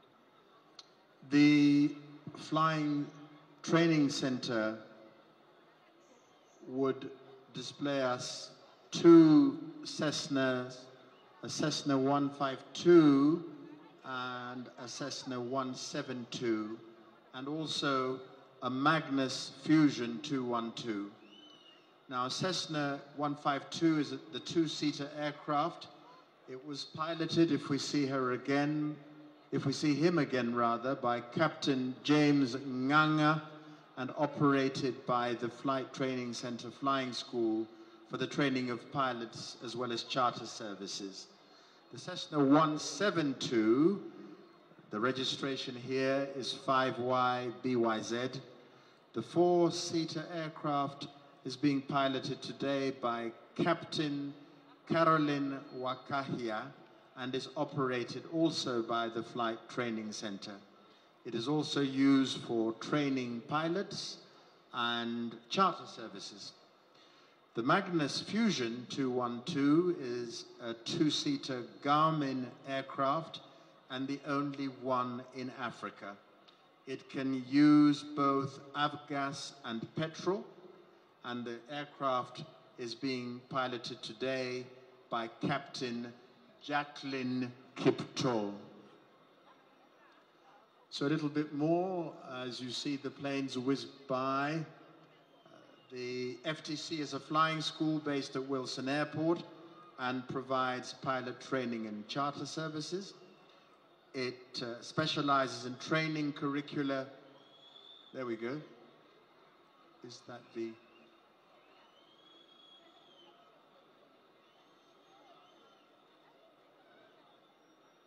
I didn't catch the registration of the Cessna. I didn't know who's... So, it provides a private pilot's license, a commercial pilot's license, an airline transport license, a foreign license conversion, night rating, multi-engine rating, instrument rating, flight instructor rating, helicopter training.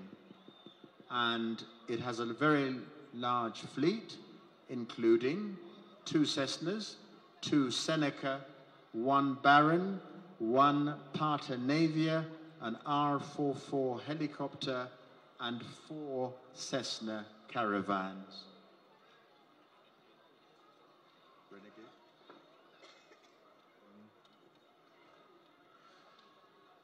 This is from Renegade Air, a Dash 8.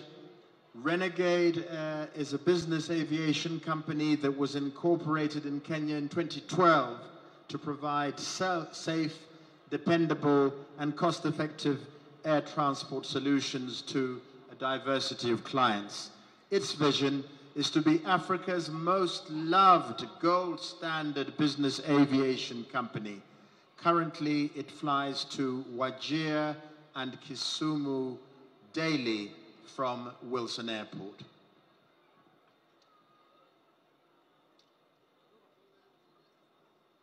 Aside from scheduled passenger services, Renegade Air offers private charters, ACMI leasing, evacuation, and relief services. Renegade operates a fleet of Dash 8 Q300s, a Dash 8 Q200, a Cessna Caravan 208, a Fokker 50, and a Fokker 70.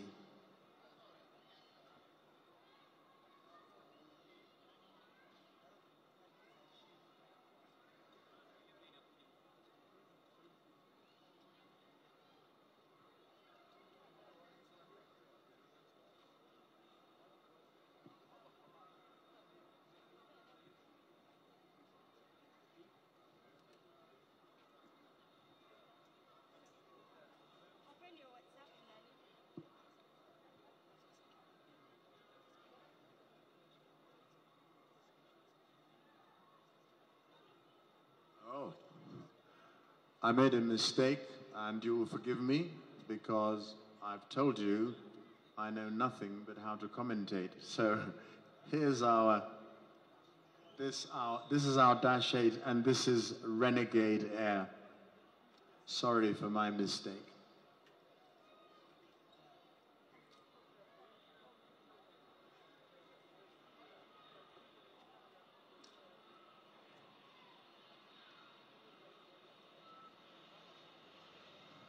It's a big plane. Big clap for Renegade Air. A big clap for Renegade Air.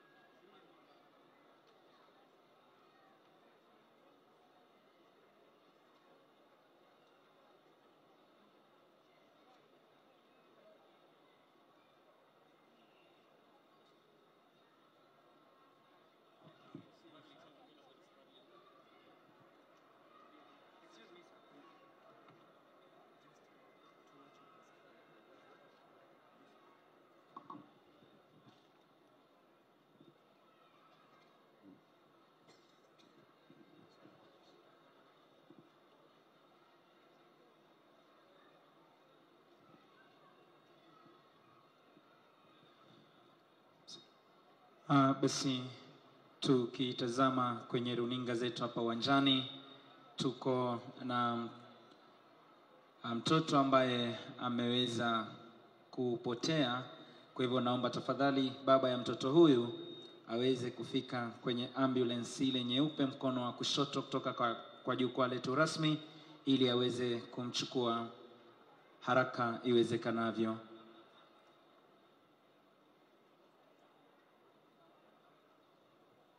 Bwana Maxwell Gashuri, tafadhali popote ulipo, utakuwa unafika mahali kwenye ambulance yetu kuweza kumchukua mtoto wako. Asanteni.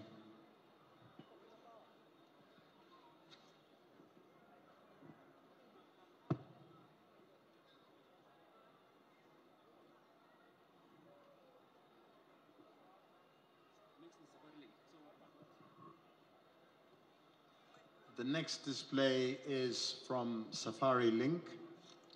I have described it in some detail. So we'll wait to see them appear. And why not give the young people here some information about the Kenya Air Force, which they are about to join shortly. The Kenya Air Force was, oh, there's Safarilink. And I described it as the largest passenger carrier by numbers out of Wilson Airport.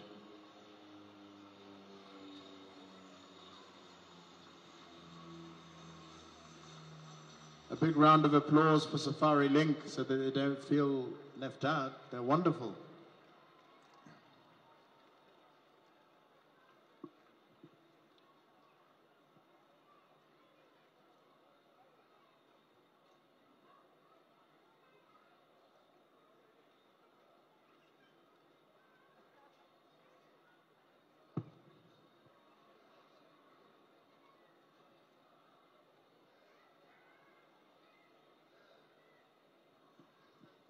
The inauguration parade of the present-day Kenya Air Force, and prepare yourself to listen carefully and clap because there's a birthday coming up soon. The inauguration parade took place at Harambee House in Nairobi. A rehearsal was carried out early in the morning, and after the break, it was the real thing. The Kenya Army and the General Service Unit flanked the new service. At the end of the speech by the Prime Minister, Mzee Jomo Kenyatta, the Kenya Air Force flag was unveiled for the first time, and a flypast of the flying training unit was made in planes called chipmunks. Thus, the Kenya Air Force officially came into being on the 1st of June, 1964, and Group Captain Stockwell was duly appointed its first commander. So, in 4 days' time, on June the 1st, the Kenya's second Madaraka Day, the Air Force will be 58 years old. How about a clap for that? We are now seeing a presentation by Boscovic Air Charters with 2 King Airs and 1 Cessna Caravan in a formation flight. Z Boscovic Air Charters Limited, fondly known as Boskies, was founded in 1964 by the remarkable, excuse my pronunciation, Sifota Boscovic, and is the premier air charter service solutions provider in Africa and beyond. Boscovic boasts a fleet of 18, a big clap for Boscovic, a fleet of 18 aircraft, including the Beechcraft King Air 200 Special Edition and the Cessna 208B Caravan EX, which you've just seen fly past. Since we've seen a Cessna Caravan earlier, a little about the Beechcraft King Air SE. It's an 8-seater VIP configured twin-engine pressurized turboprop with a range of over 1,400 miles.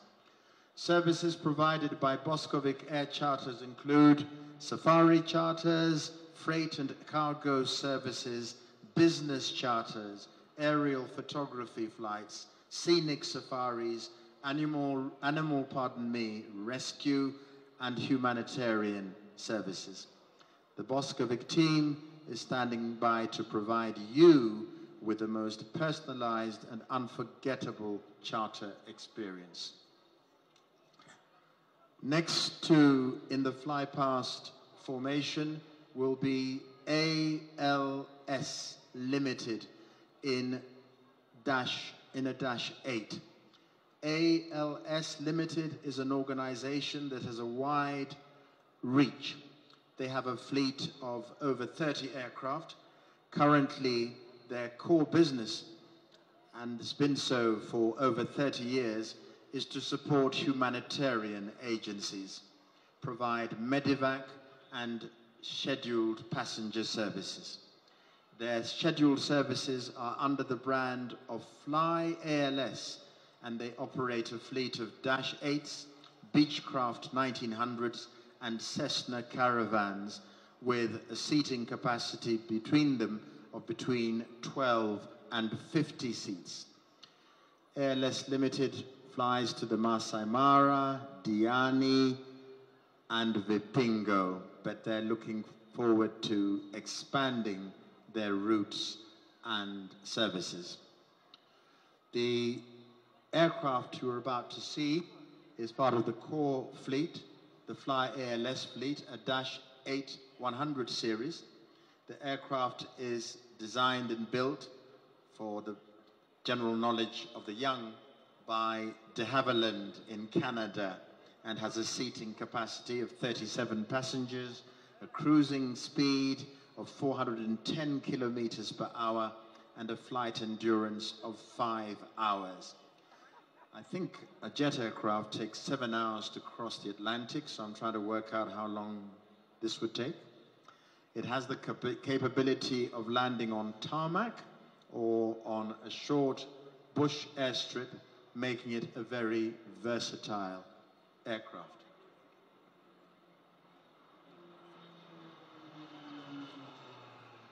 A big clap for ALS.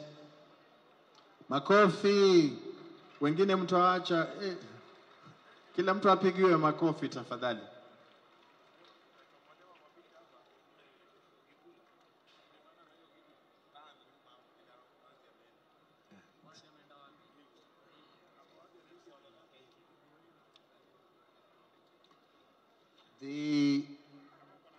I'm just looking for the information, because next to fly past is going to be our very own Kenya Airways, KQ.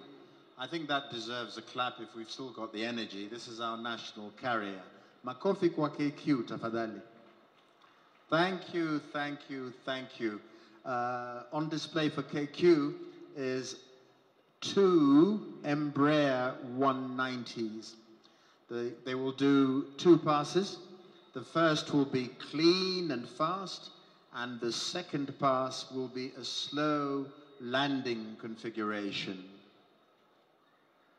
Now, some information for the young. I think that the biggest population in this grouping are people who are, by definition, young. So, the first flight of the E190 was on March the 12th, 2004. This aircraft is capable of carrying 13,000 kilograms of fuel. That's a lot of fuel. And just in case you want to persuade mum and dad to buy one for the family, the most recent E190s are worth 30 million US dollars. If you want to lease them for a month to go on holiday, that will cost you 200,000 US dollars.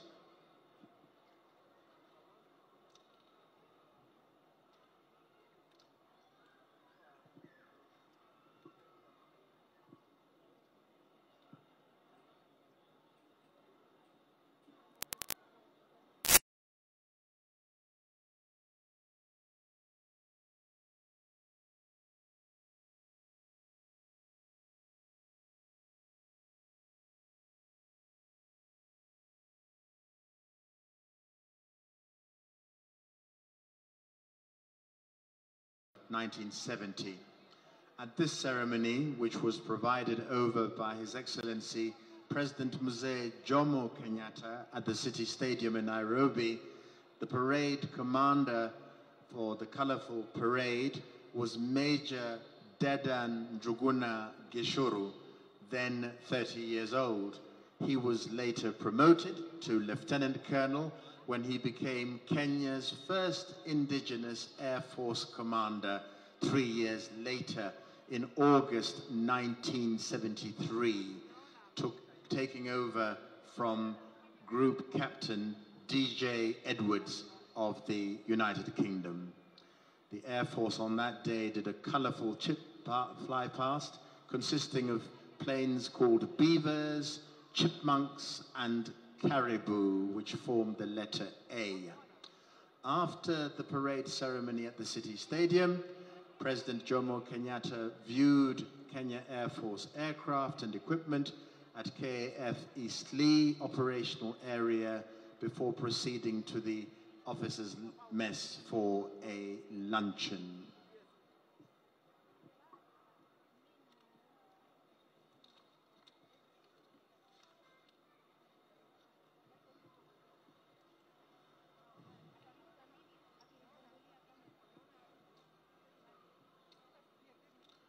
Kwa miaka mingi jeshi la wanahewa la Kenya limeshirikiana na nchi nyingi rafiki katika masuala ya kubadilishana mafunzo, usaidizi na kiufundi.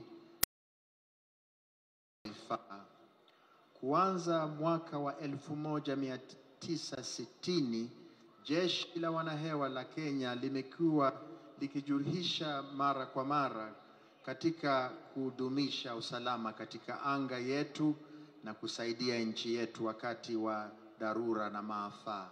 Kwa mfano, huduma hiyo imekuwa nguzo kuu katika usaidizi msaada katika maeneo ya nchi yasiyoweza kufikiwa kutokana na mafuriko au njaa.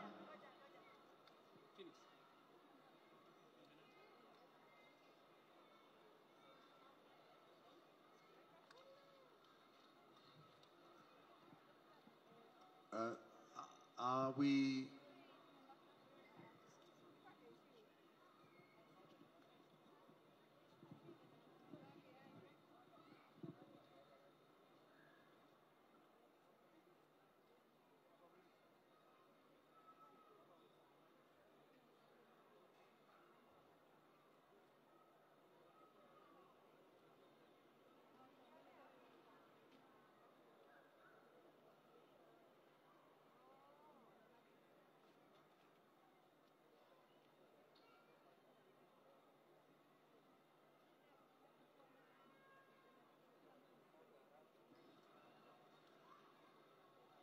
In case we missed it, we have a repeat performance by the ALS aircraft.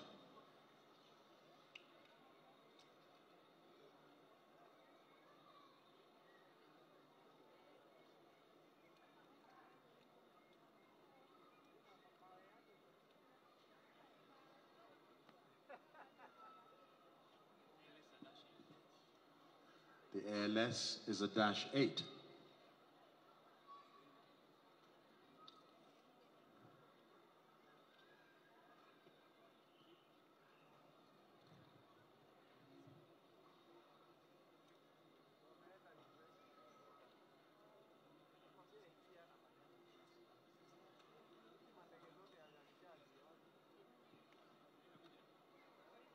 The ALS-8.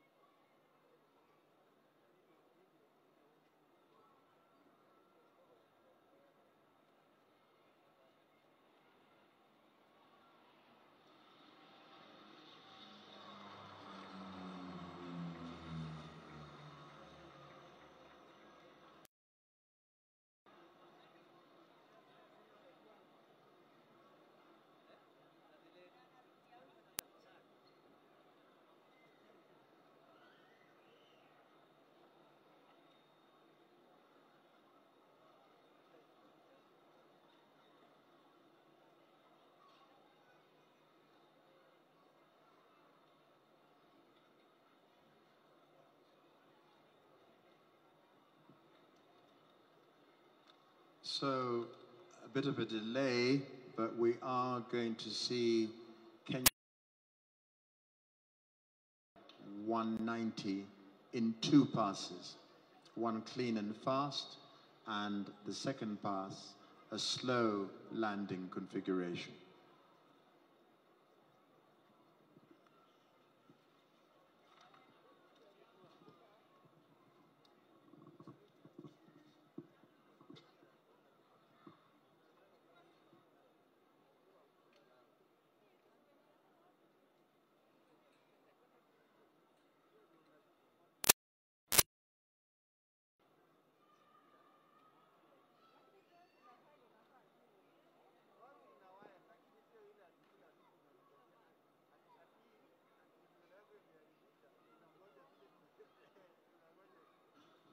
I think it's time again for one of these military jokes which I've managed to dig up. We heard first off that if you see a bomb technician, I said this in Kiswahili, if you see a bomb technician running, try to keep up with him.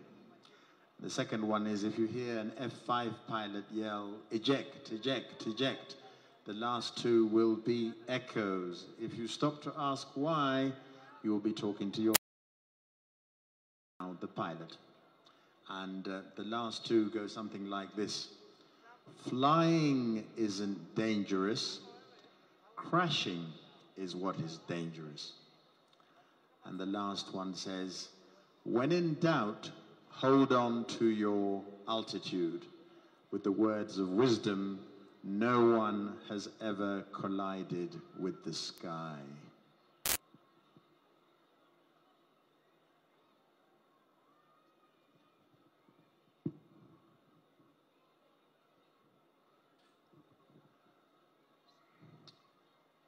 We're waiting for the KQ planes to come out of their holding base.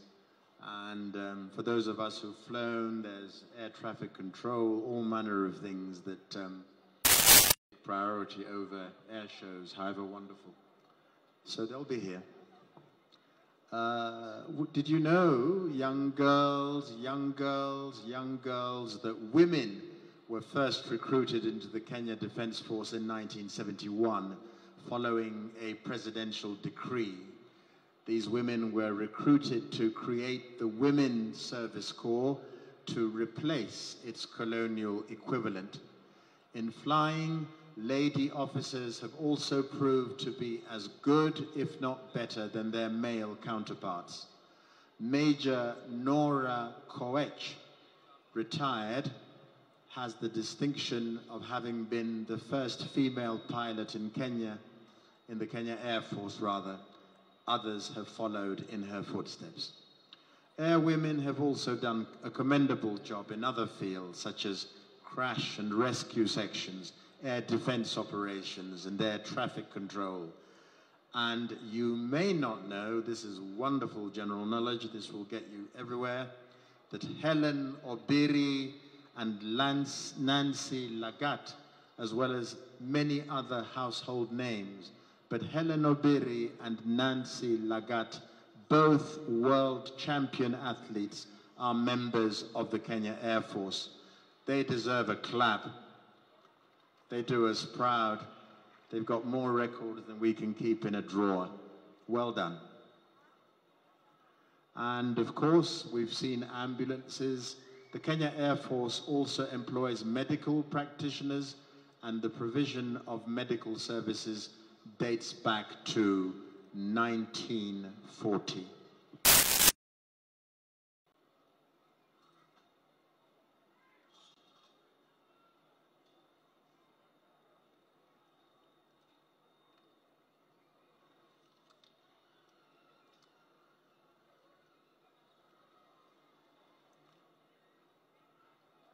Yafaa kueleza kuwa wanawake walichaguliwa kwa mara ya kwanza katika jeshi la ulinzi la Kenya mnamo mwaka wa 1971 kufuatilia agizo la rais. Wanawake hawa walichaguliwa kuunda msingi wa huduma ya wanawake. Katika kupaa ndege, maafisa wanawake pia wamethibitisha kuwa wao pia wana uwezo kama wenzao wa kiume. Meja Nora Koech mstaafu alikuwa rubani wa kwanza mwanamke katika jeshi la anga la Kenya, na wengine wamemfuata. Kundi hili la marubani wanawake pia wamefanya kazi ya kupongezwa katika nyanja zingine kama vile ajali na uokoaji, shughuli za ulinzi wa anga na udhibiti wa trafiki wa anga. Na huenda hujui kuwa Bi Helen Obiri na Bi Nancy Lagat, mabingwa wa riadha duniani, ni wanachama wa jeshi la anga la Kenya. Hongera na tuwapigie makofi tafadhali. Thank you, ladies and gentlemen. KQ has made it at last. And there they go. This is clean and fast.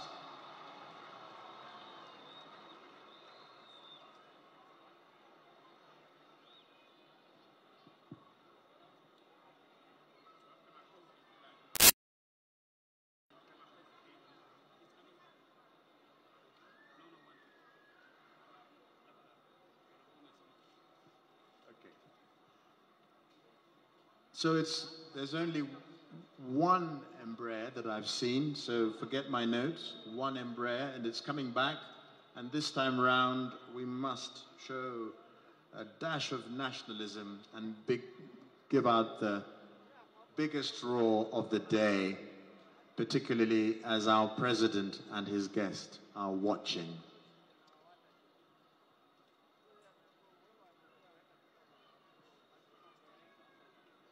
Turning round and coming back.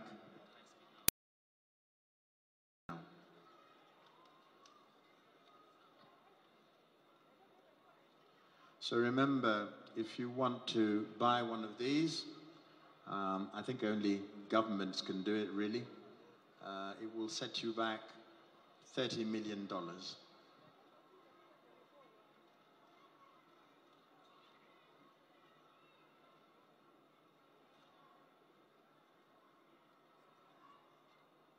Right?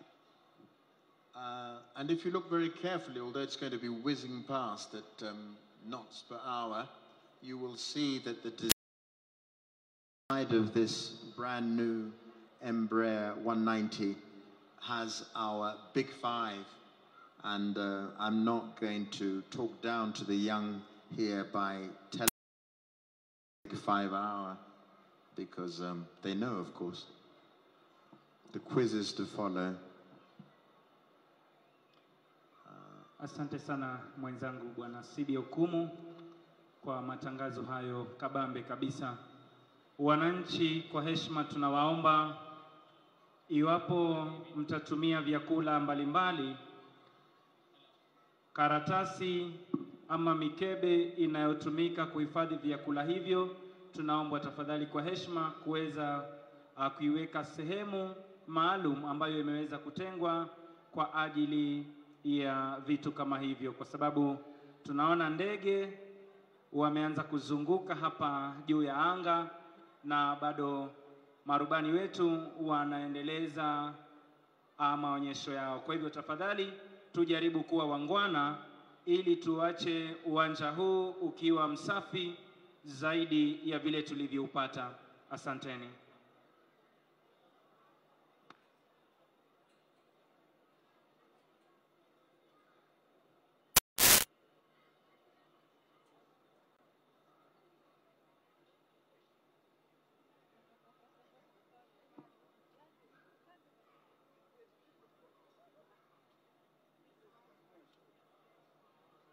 Vile vile kuna kijana ambaye ameweza kupotea kwa jina Chris. Kwa hivyo tafadhali cameraman wangu tafadhali naomba uzoom kwenye studio zetu ili mzazi wa kijana huyu aweze kuja kumchukua na atamchukulia sehemu ile ambayo iko na gari ile la wagonjwa, ukipenda ambulance, kama tulivyokuwa tumetangaza hapo awali. Kijana huyu kwa jina Chris ameweza kuwapoteza wazazi wake, na hivyo basi tunawaomba wazazi kwa heshima waweze kumchukua kwenye ambulance ile iliyoko mkono wa kushoto wa jukwaa letu rasmi. Asanteni. Kwako Bwana Sibi Okumu. Thank you. I'm working out what to say next. I'm brewing some wonderful bit of information about our Air Force, which will come up shortly.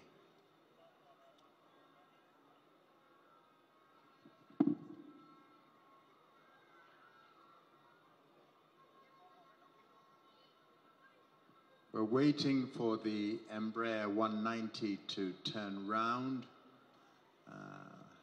Not as easily done as said, but let's remember the huge round of applause for our national carrier.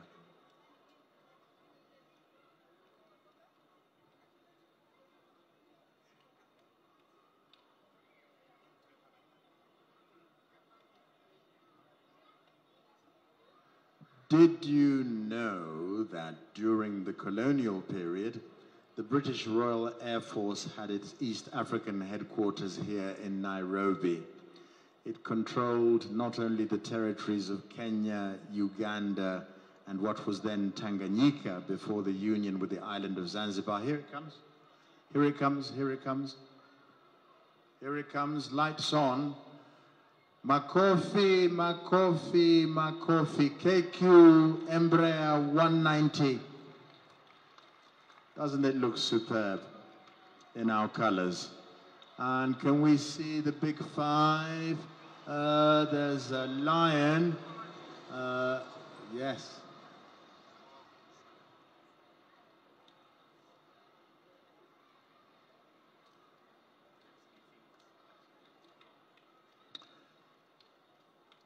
So there they were. There were lots of bases, a large controlling with the island of Zanzibar, but also a large area of the Western Indian Ocean, where a number of bases had been established. The airfield at Eastleigh was open to full operations, for full operations, on the 1st of August, 1940. Now, the next display will come from Phoenix Aviation in the form of one Cessna Sovereign. The first pass will be fast from left to right. The second pass will be slow from right to left of the presidential dais. And a third pass will be slow heading towards landing at Wilson Airport. Now, Phoenix Aviation was founded in 1990 and is one of the oldest aviation companies in Kenya. Its motto is doing difficult things in difficult places. Phoenix Aviation primarily operates charter and global medevac services around the globe. The company is certified to the highest European standards for air ambulance and charter missions. Today, the company will display the Citation Sovereign jet aircraft, which is the fastest climbing civilian jet in the world. It can operate out of hot and high places, short runways from Kenya. The pilots are Captain Steve Parkinson and Captain Kyle Lucas. Between them, they have 30,000 hours of flying time in the sky between them. So they must live there practically. The aircraft will approach from the city and fly past in a right bank at 110 knots with flaps down, then carrying out a climbing left turn and come back with full flaps and gear down, making a right bank and cleaning up the gear and flaps to make an approach and go round for a high-speed run downwind, I'm told, for a landing. Phoenix Aviation in the Cessna Sovereign. Here it is, rounding. It's gone behind us and is going to emerge from our right. And let's retain our courtesies and give the pilot, the pilots, a very big round of applause when we see them. Phoenix Aviation.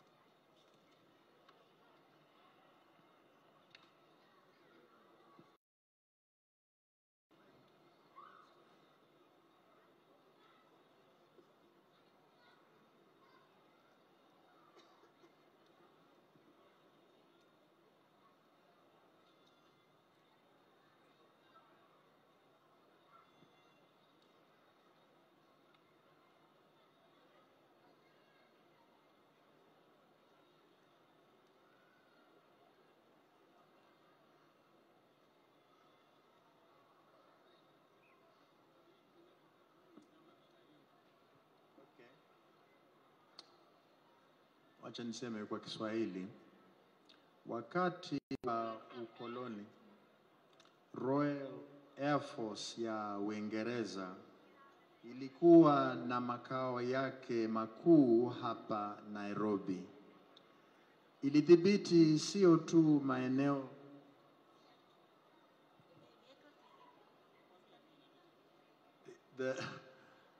here we are with the Phoenix Aviation Cessna Sovereign. Wow, looks cool.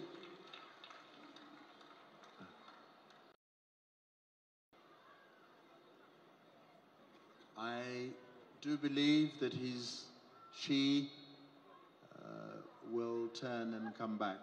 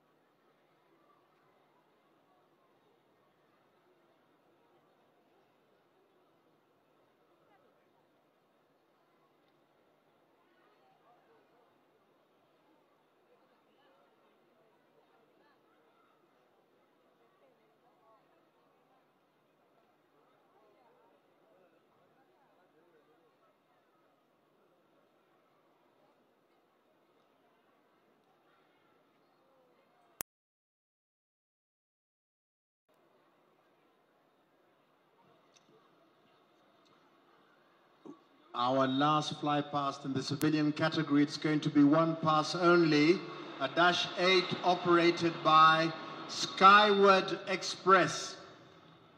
Skyward Express. Makofi kwao.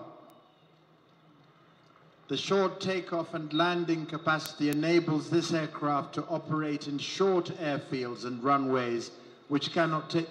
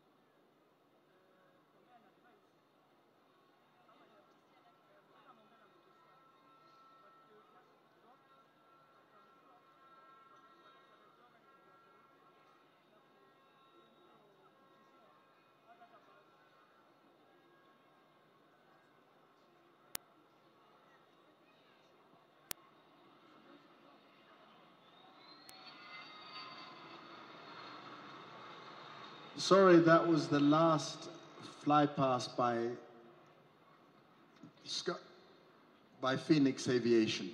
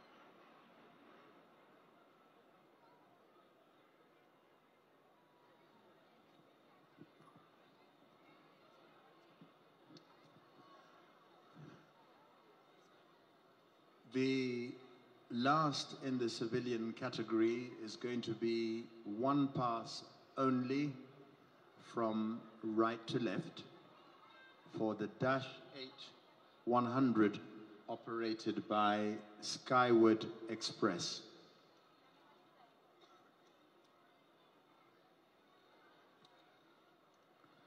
The short takeoff and landing capacity enables this aircraft to operate in short airfields and runways which cannot take jet aircraft. These Dash 8 perform well even in hot climates and high altitude conditions and can carry a large amount of luggage.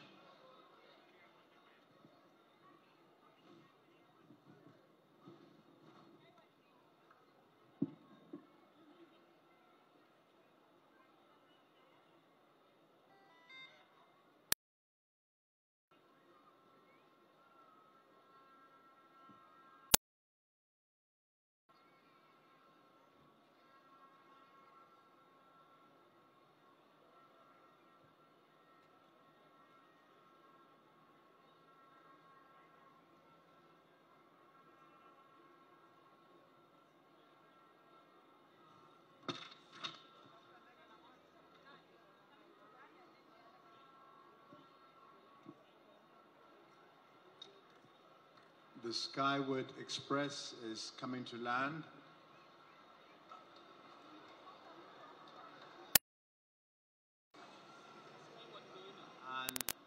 It's still in front of us, but behind lots of you.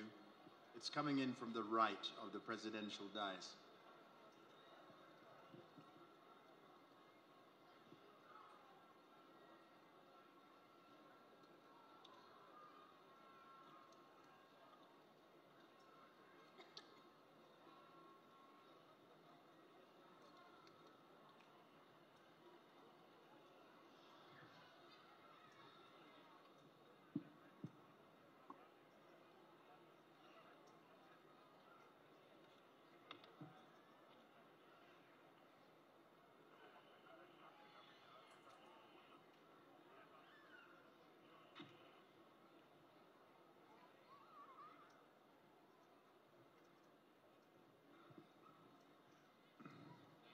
Eyes to the sky. I can see it, soon you will see it. The Dash 8 of Skyward Express.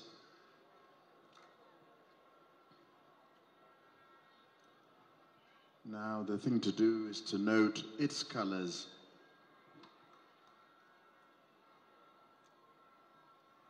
Here we go, a big round of applause. Makofi kwa Skyward Express.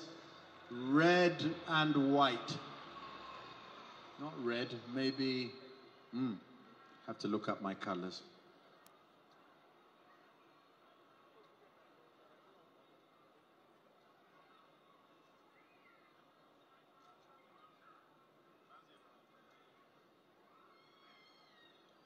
Now, I'm sure you're all going to be very excited when I say that we're going to see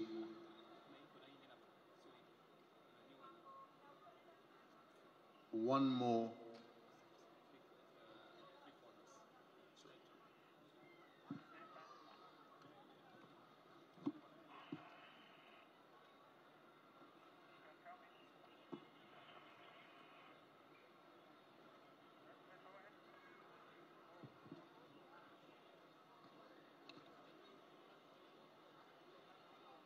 Ladies and gentlemen, we are about to see once again the marvelous display by the Green Eagles, free fall and Skytruck fly past. Corporal Banzi, over to you once again.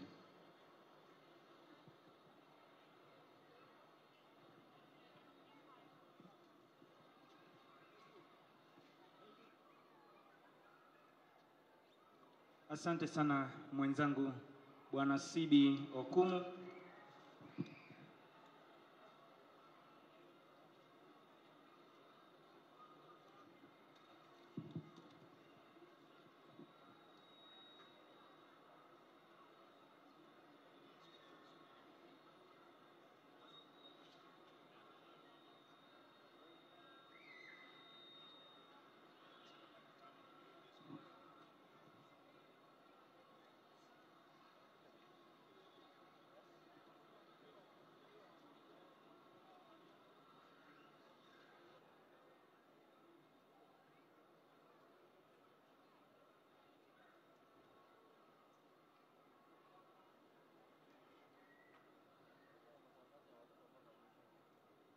Mheshimiwa Rais, mabibi na mabwana, muda wote kuanzia sasa tutakuwa tunawapokea wanamiavuli, ukipenda Green Eagles, mahali hapa.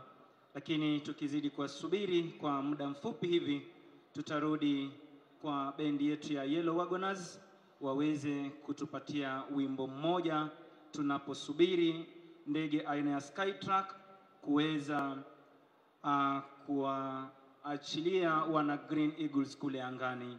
Yellow Wagoners Band, tafadhali.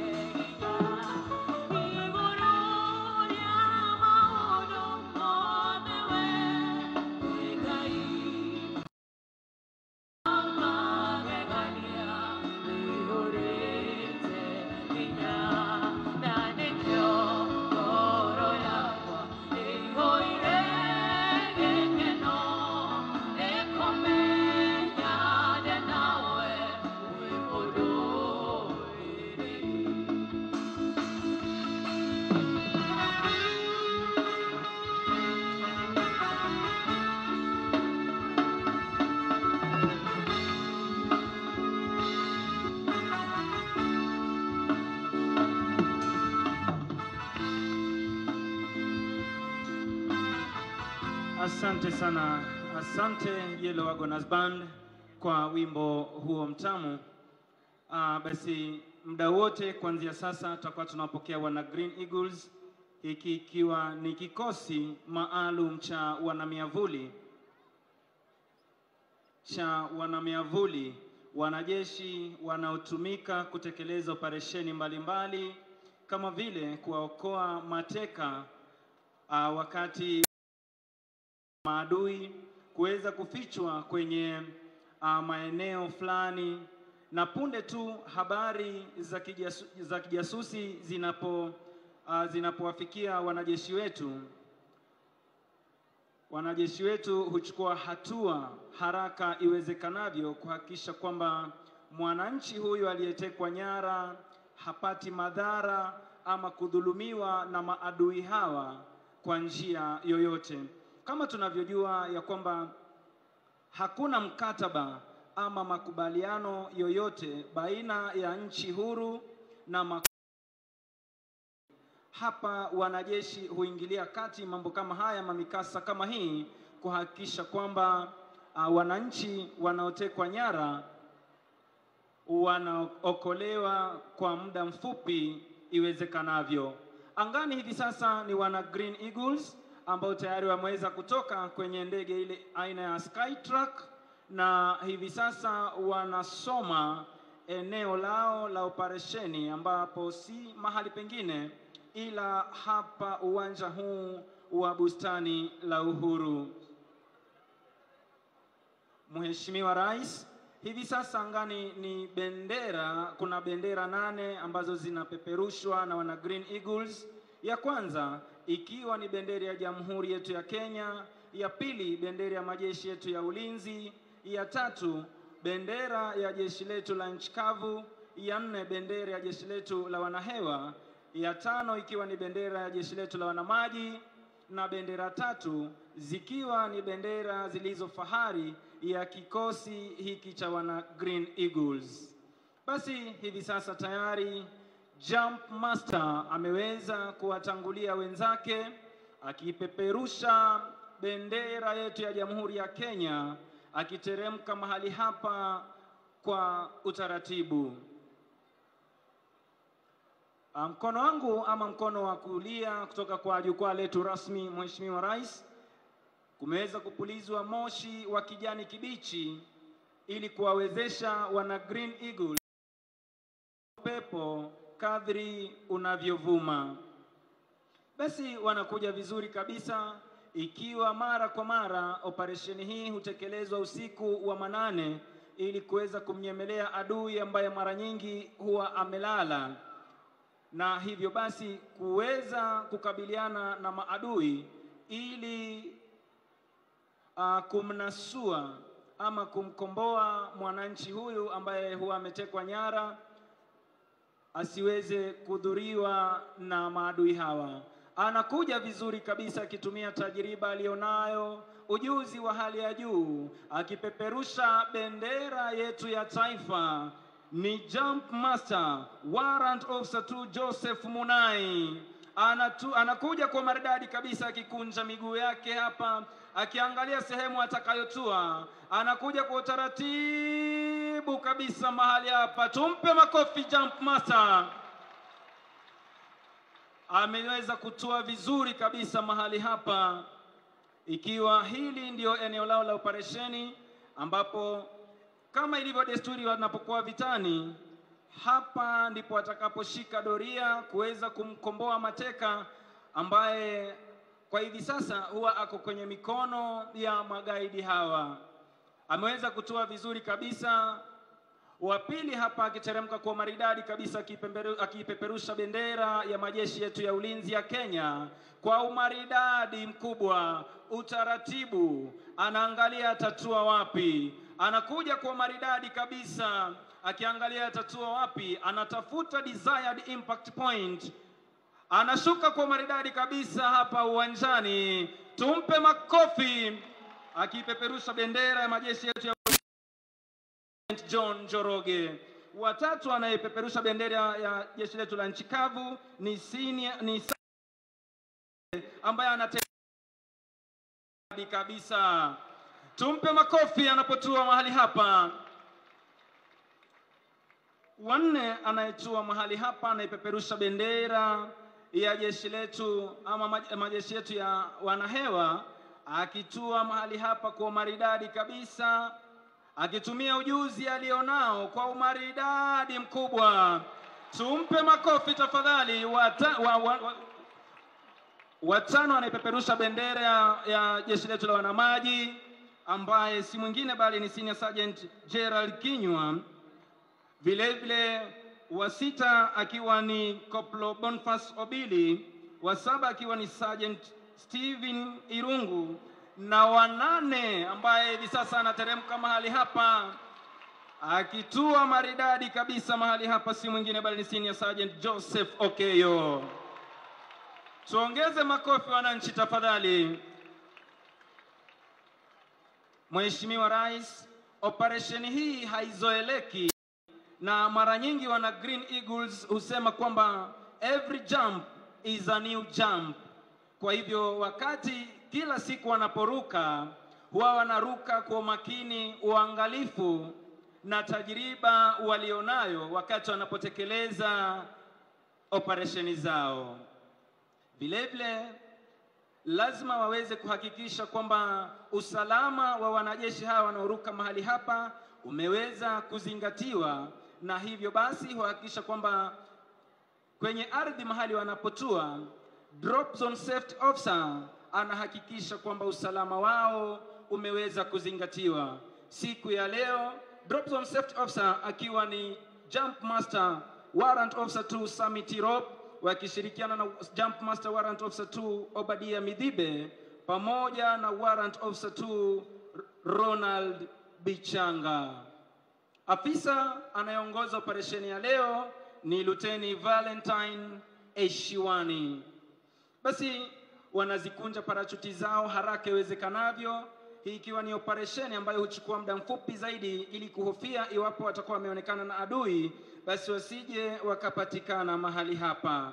Vile vile Jump Master aliyetangulia kutua anazidi kupeana amri na maelekezo ya jinsi operesheni hii itakavyotekelezwa.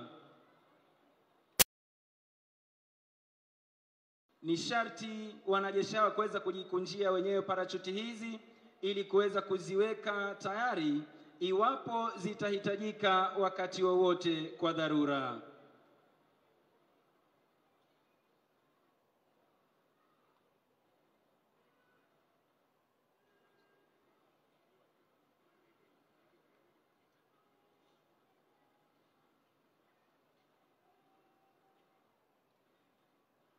Basi wanajipanga hapa uwanjani ili kuweza kupeana heshima yao kwa mgeni wetu rasmi siku ya leo.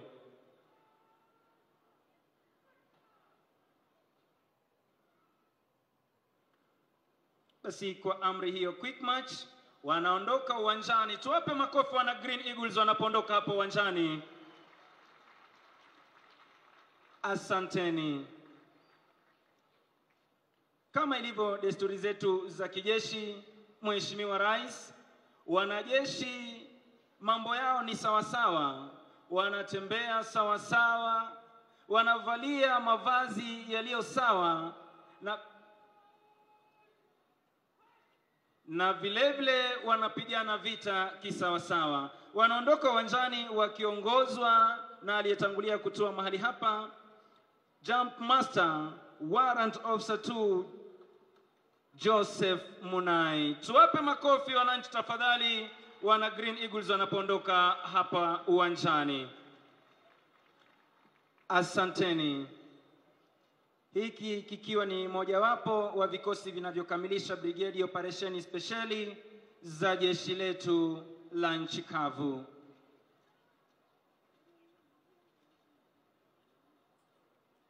Basi huo ndio mwisho wa onyesho letu la wana Green Eagles, na nitarudisha kwa mwenzangu Bwana CB aweze kuendelea.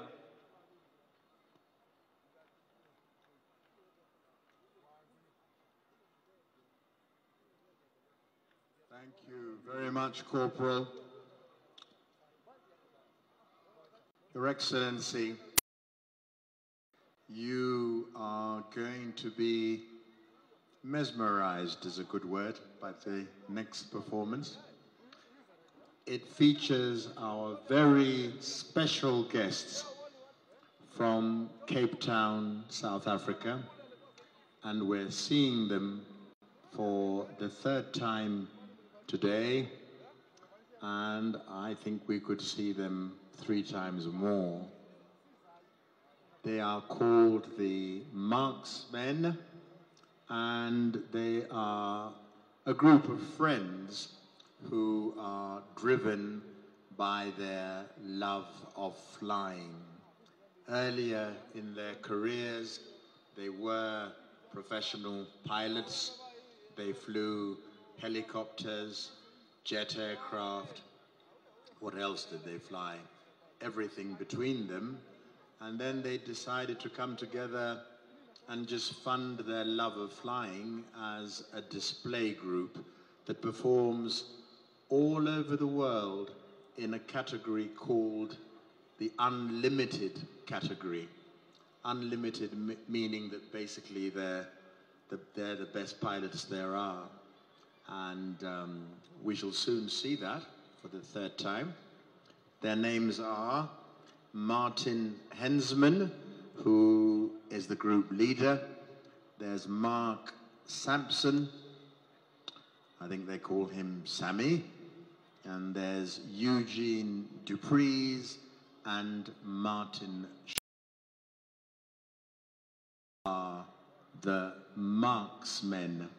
So I've only just worked out that if Mark is the leader, the reason that they're called the Marksmen, when I first saw that, I thought, oh gosh, they're going to be pulling out things and aiming at targets and shooting things. But no, they are Marksmen. So I wonder which time. They're full of surprises. I wonder what kind of entry they're going to make this time.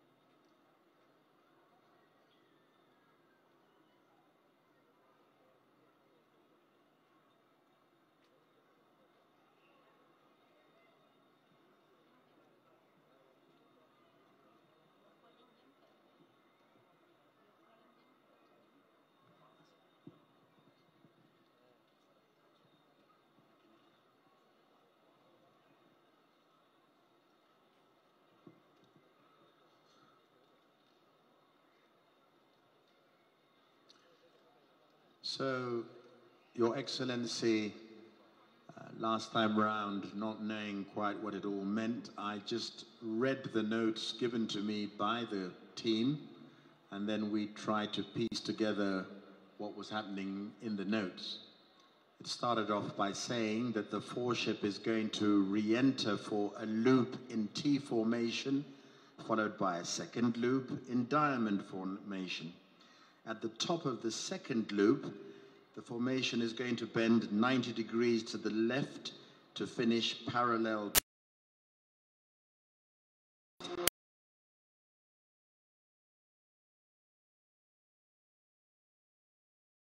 To say we're back. They came in from behind the presidential dais.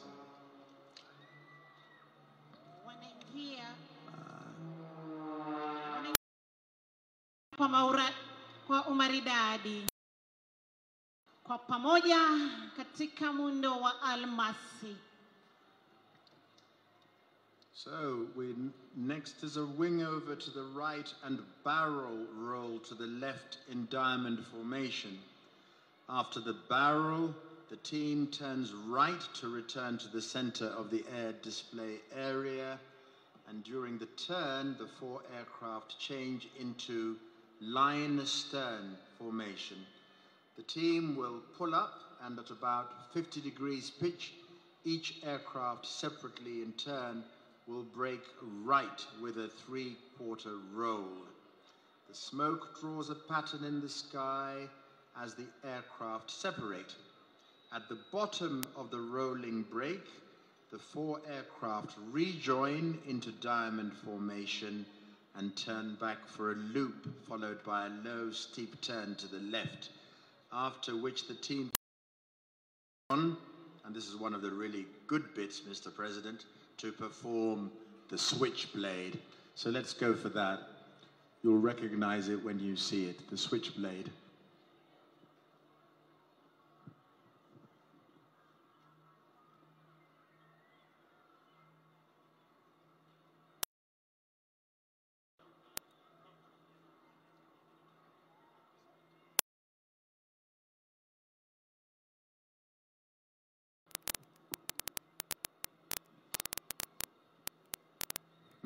Still no sign of them. Oh, there they are. High up in the air. Straight above you, Your Excellency.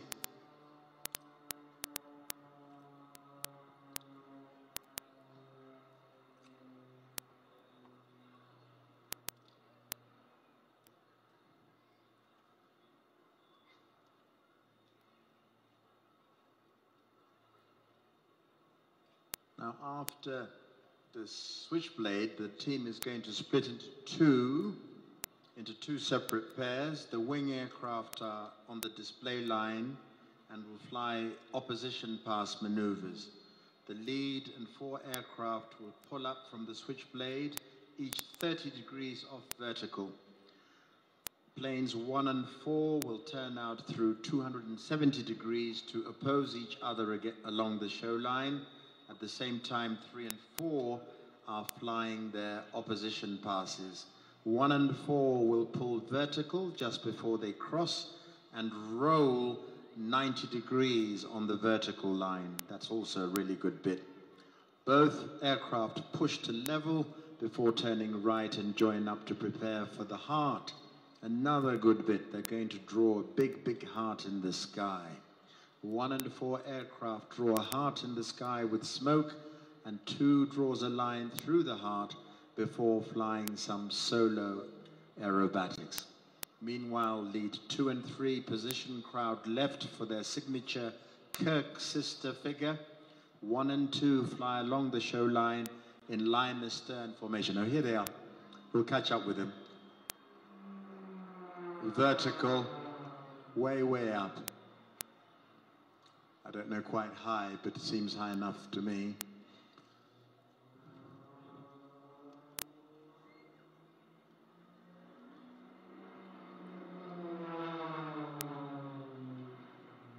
Wanakuja chini kisha kupaa juu na kunukuu mambo ya kiajabu. Tuwape marubani wetu makofi, wanayoyafanya sio ya kawaida. Maridadi kabisa. Wanasema bado pamoja katika onyesho linaloendelea. Tazama juu. Hivi sasa wanakuja chini na kwa pamoja. Kwa maridadi kabisa. Mwendo wa kasi. Moshi mweupe. Wakizidi kusema angala na paa juu. Kuja chini kwa maridadi na kwa pamoja.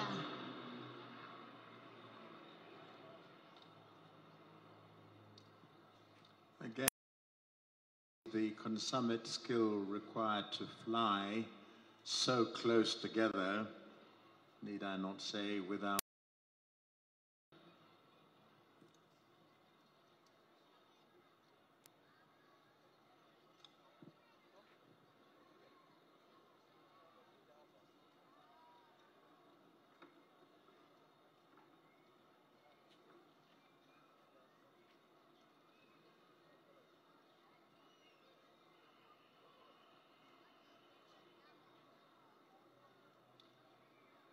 watoto, kumbukeni, the good bits are coming.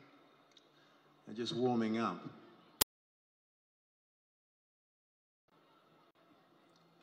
Tazama wanavyokuja moja mbele ya nyingine kwa pamoja. Chini mwendo wa kasi. Paa juu. Kila mmoja kivyake, lakini pinda. Geuza mwelekeo kushoto. Haya, tazama moja moja. Safi maridadi kabisa.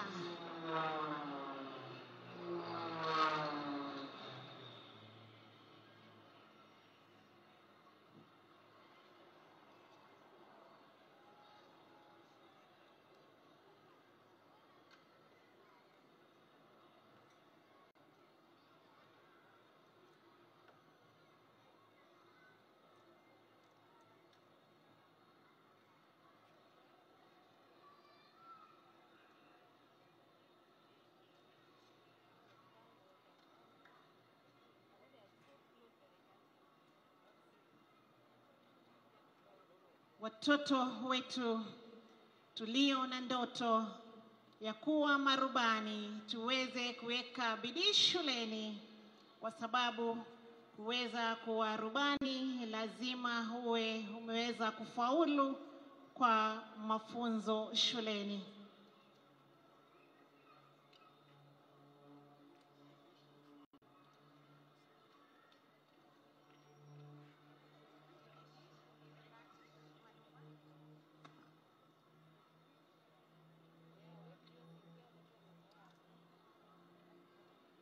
Zinaingia ndege hizi kwa umaridadi. Tuwape makofi wanapokuja kukamilisha onyesho. Tazama, stadi maridadi kabisa pamoja, lakini hivi sasa kila mmoja wake mwelekeo kivyake.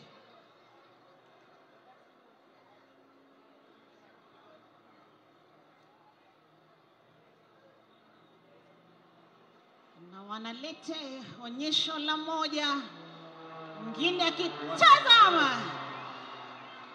That was the Switchblade, I think, Your Excellency.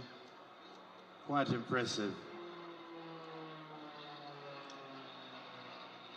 And, dare I say it, not for the faint-hearted. The odd little sort of balletic pirouette in the air there. Tazama wengine wanakuja, alafu wanasema nipishe nikupishe. Maridadi kabisa. Tafadhali kwa heshima tuwapigie marubani makofi. Si kawaida, lakini wana ujuzi wa hali ya juu. At the end of the Kirk Sister Pass, the team rejoin in diamond formation, then turn back for the bombast. This starts off as a loop, and the three-quarter point, the team splits into 4 separate aircraft, all perpendicular to each other and aligned at 45 degrees to the display line, creating a chandelier effect. No. Yes, but we still have to see a heart drawn in the sky. There's the heart, big heart being drawn in the sky. Look. This. Upendo, alama ya upendo. upendo. Kwa sababu ya upendo tuwape marubani makofi. Wamenukuu A alama big ya round of mapendo. applause for them, ladies and gentlemen, boys and girls.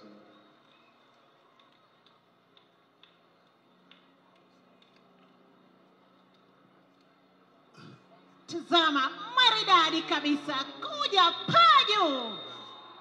Zunguka kushoto kulia, paju zaidi.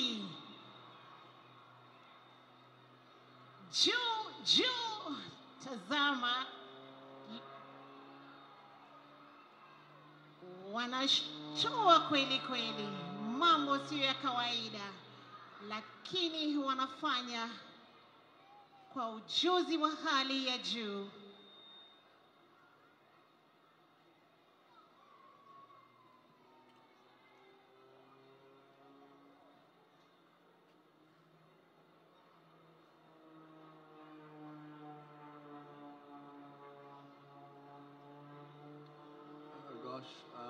Tazama. Mr. Sibi, you say that's a loop? Yes, I do. Wanashona wawili mbele, moja nyuma na kushona. Wanatengeneza loop. Tafadhali makofi kwa marubani hawa. Banzi.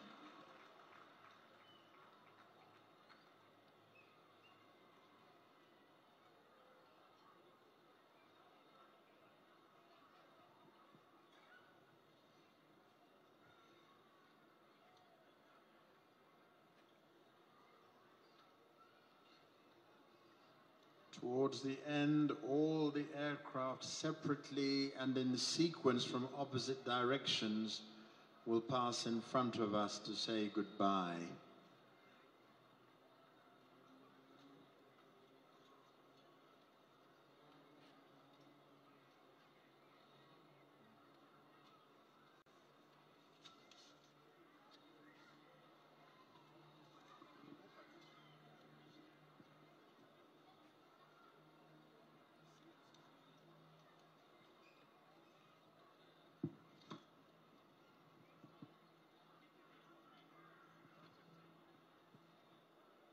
Kwa pamoja ndege hizi zinapita walivyoanza na hivi sasa kwa pamoja wanamalizia. Tazama juu, lala chali. This is their chandelier effect. Kwa pamoja, kisha mmoja kuelekea upande wake. Tafadhali wananchi, kwa heshima, makofi kwa hawa marubani.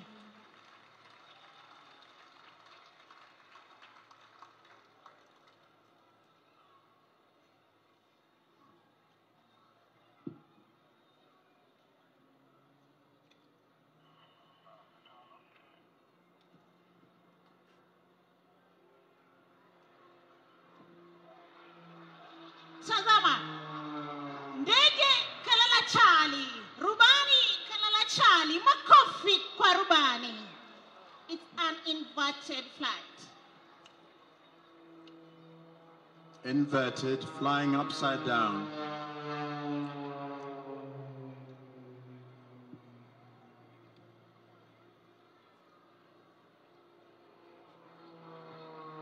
Picha nyingine, pinda mizunguko ya kulia kushoto, kulia kushoto.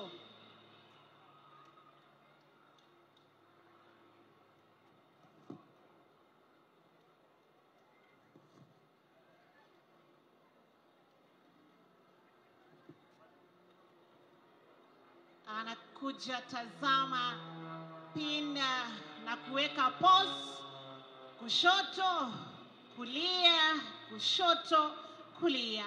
Kwa heshima, makofi tena wanayoyafanya na kuongeza hiyo mizunguko, mwendo wa kasi. Well, the Marksmen are certainly welcome to return. A fantastic display. .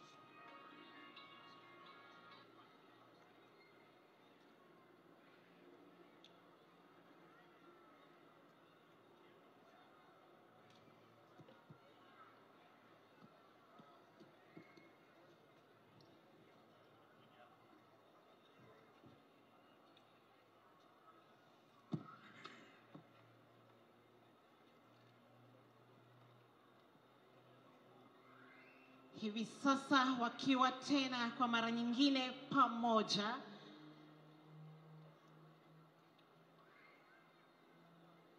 Ndege hizi zinaingia kwa umaridadi kwa pamoja.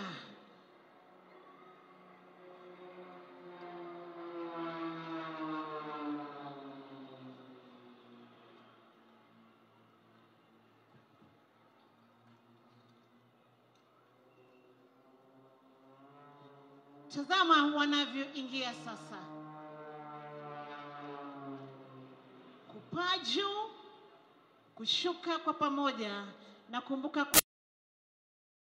ndege ile inapinda kulia ama kushoto, pia rubani huwa yuko vile vile.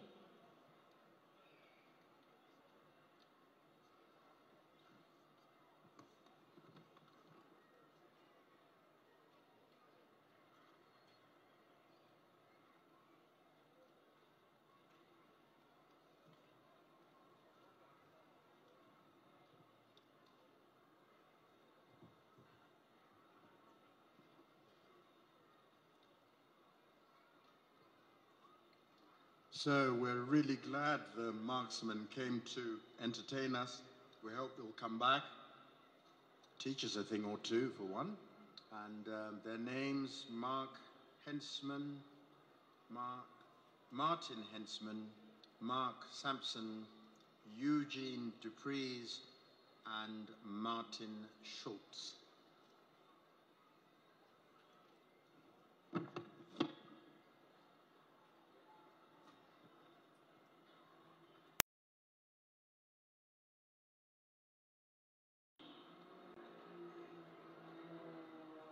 Kwa pamoja. Nakumbuka tunasema that they are full of surprises when it comes to maneuvers.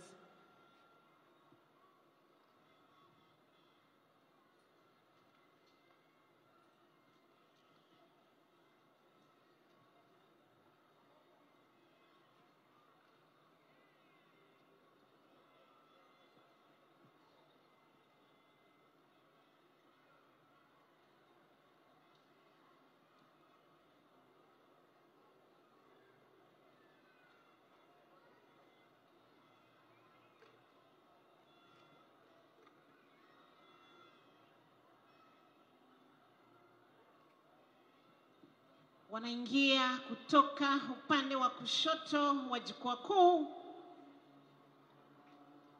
moja baada ya nyingine.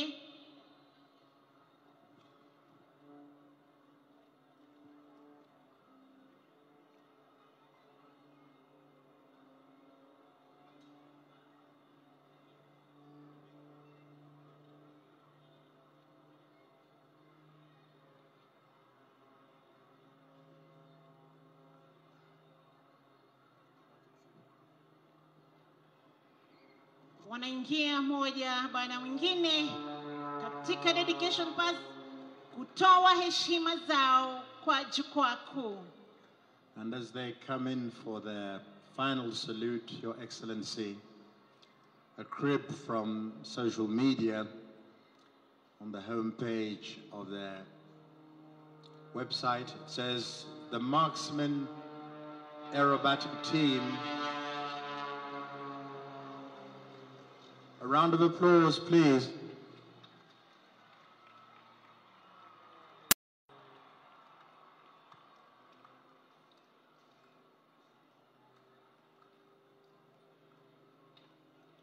Going back to social media, the Marksman Aerobatic team is a civilian formation aerobatic display team based in South Africa. The team currently operates through Africa, China, and is available for air shows globally. The Marksmen perform a high-energy, dynamic 4-aircraft display of close formation and freestyle aerobatics, crossover passes, synchronized aerobatics, and solo gyroscopic maneuvers. The pilots are members of the Sport Aerobatic Club of South Africa, the SAC.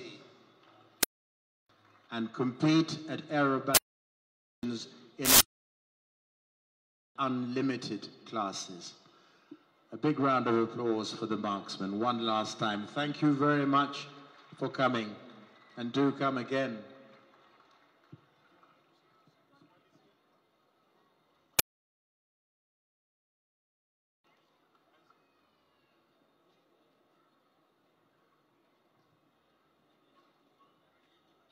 Mgeni wetu rasmi, kwa heshima na kwa ruhusa yako, nikubalie kutoa maelezo ya onyesho litakalofuata. Ni onyesho la wana Rapid Response Unit kutoka Kenya Air Force. Wanahewa hawa wa Rapid Response Unit wako na tajriba mbalimbali kama vile wanao paramedics, madaktari waliohitimu katika kuokoa majeruhi wakitumia ndege.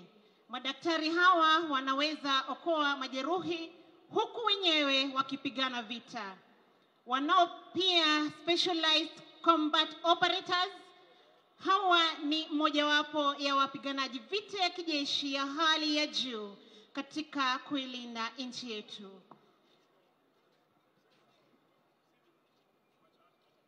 Wako na rescuers. Hawa ni wanahewa walio na ujuzi katika kuokoa majeruhi wakivita katika nchi kavu au ndani ya maji. Vile vile husaidia wananchi wanapokumbwa na athari za mafuriko. Wanahewa hawa waliweza katika kuokoa waathiriwa mafuriko maeneo kama vile Kilifi, West Pokot, na hivi majuzi waliweza kushiriki katika uokoaji kwa waathiriwa kule mto Enziu, Kitui County. Hamna mahali pa ndege hii aina helikopta aina ya Puma kutua, lakini ndege hii aina ya Puma iko na uwezo wa kuelea hewani na kwa muda ili kuweza kufanikisha hatua ya uokoaji.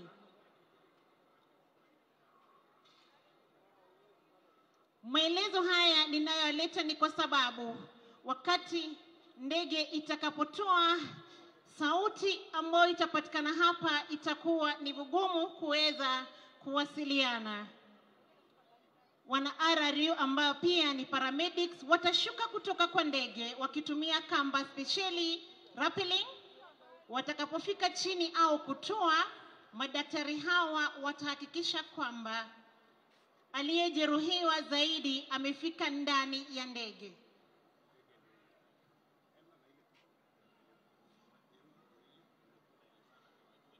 Ndani ya ua, aliyejeruhiwa yuko pale ndani na mwenzake. Yule mwenzake ameweza kuwasiliana ili kuweza kupata wokozi. Helikopta aina ya Puma ikiingia kutoka kulia mwa jukwaa kuu. Tafadhali mlio na miavuli muweze kuifunga na kofia tafadhali kuzivua. Mheshimiwa Rais, hivi sasa katikati ya uwanja ni moshi ambao umeweza kupulizwa na mwanajeshi huyu aliyeko mahali hapa akiweza kushika doria kwa ajili ya mwanajeshi mwenzake ambaye aliweza kupata majeraha vitani. Na kwa sababu hiyo walikuwa kwenye eneo ambayo ilikuwa vigumu sana kwa ndege hii aina ya helikopta kuweza kutua mahali, na hivyo basi ikabidi watumie ujanja, ujuzi wa kijeshi na tajriba walionayo kuhakikisha kwamba mwanajeshi huyu ataweza kusafirishwa kutoka mahali hapa hadi sehemu ambayo atakuwa anapata matibabu bora zaidi. Tazama, anashuka kwa kamba mwanajeshi huyu wa kikosi kispesheli kinachofahamika kama Rapid Rescue Response Team ambao tayari wameweza kufika mahali hapa. Tukumbuke kwamba vilevile wako na zana zao za kivita ili kuweza kushika doria ili kumpatia rubani wetu kuweza kutekeleza operesheni hii kwa uadilifu. Anashuka kwa maridadi kabisa, wanajeshi hawa wakiweza kuzingira kushika doria na kuweka ulinzi mkali ili operesheni hii iweze kutekelezwa. Ndege hii ina uwezo wa kuwabeba watu zaidi. Iwapo majeruhi watakuwa wengi, basi hakuna mwanajeshi ambaye ataachwa mahali hapa, kwa sababu atatumia ujuzi na mbinu mbalimbali kuhakikisha kwamba wote watakuwa wanatolewa kutoka eneo hili hadi maeneo salama. Tuchunguze. Kwa mfano, wanajeshi hawa wanaweza wakatekeleza operesheni hii katika ziwa, sehemu iliyo na matope ama mlima ambapo helikopta hii haiwezi kutua. Basi tunaona kwamba majeruhi huyu anaweza kusaidiwa kutembea kuweza kukaribia helikopta hii. Kisha vile vile daktari huyu wa kijeshi anashuka kwa umaridadi kabisa akiwa na kifaa maalum ambacho kitakuwa kinamsaidia kumbeba majeruhi huyu kutoka chini ya ardhi kupanda naye juu ya ndege hii ili kuweza kumsaidia kumhamisha kutoka kwa eneo hili. Majeruhi anasaidiwa kuweza kuvalishwa kifaa hiki spesheli, kwa sababu kulingana na maumivu ya majeraha alionayo hawezi kutumia kamba hii kujivuta mwenyewe hadi kuingia ndani ya ndege hii, na hivyo basi daktari huyu wa kijeshi ambaye pia vilevile ni mpiganaji hodari anamsaidia. Tumpe makofi anapomsaidia majeruhi huyu kuweza kuingia ndege hii. Basi kwa umaridadi kabisa majeruhi huyu anasaidiwa kuweza kupanda ndege hii ili aweze kuhamishwa kutoka eneo hili hatari hadi sehemu ambayo ataweza kupata matibabu bora. Na vile vile iwapo ndege hii itakuwa haina nafasi za kutosha kuweza kuabiri wanajeshi hawa walioshika doria, basi hapa ni mbinu na ujuzi wa hali ya juu ambao utatumika na wanajeshi hawa kuhakikisha kwamba hakuna hata mmoja atakayeachwa mahali hapa. Hakuna silaha, vifaa ama zana zozote zitakazoachwa mahali hapa hata iwapo ndege hii haina nafasi za kutosha. Tukitazama katikati ya uwanja, wanajeshi hawa waliokuwa wameshika doria wanaweza kukimbilia kamba hii spesheli ili kuweza kuitumia kwa ujuzi, maarifa na tajiriba walionayo ili kuweza kuondoka mahali hapa. Si hayo tu, kwa sababu eneo hili lilikuwa hatari na tunahofia kwamba maadui wanaweza kuwa mahali hapa, basi wanajeshi hawa wataendelea kushika doria wakiendelea kupaa juu angani ili kuhakikisha kwamba ndege hii aina ya helikopta haitaweza kushambuliwa kamwe na maadui ambao pengine wako katika eneo hili.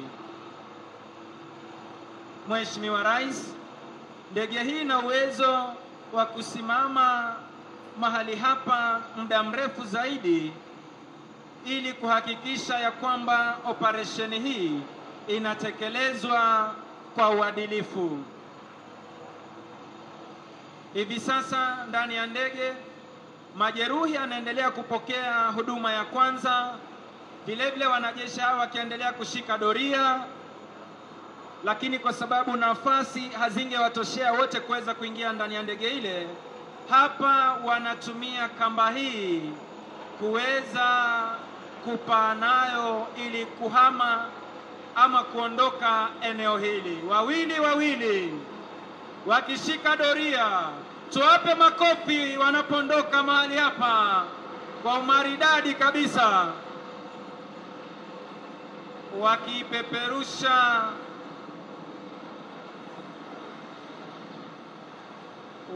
wakizipeperusha bendera hizi, ikiwa ni bendera ya taifa letu la Kenya pamoja na bendera ya majeshi yetu ya ulinzi. Tuwape makofi wanapoondoka hapa uwanjani. Na huo ndio mwisho wa onyesho letu, na nitampisha mwenzangu Sergeant Misango Mbaye aweze kuendelea. Basi Mheshimiwa Rais, hilo ndilo onyesho la mwisho kutoka kwa Rapid Response Unit. Wakiondoka tuweze kuongeza makofi tafadhali wanapoondoka. Ningeomba kwa heshima tubaki tukiwa tumetulia.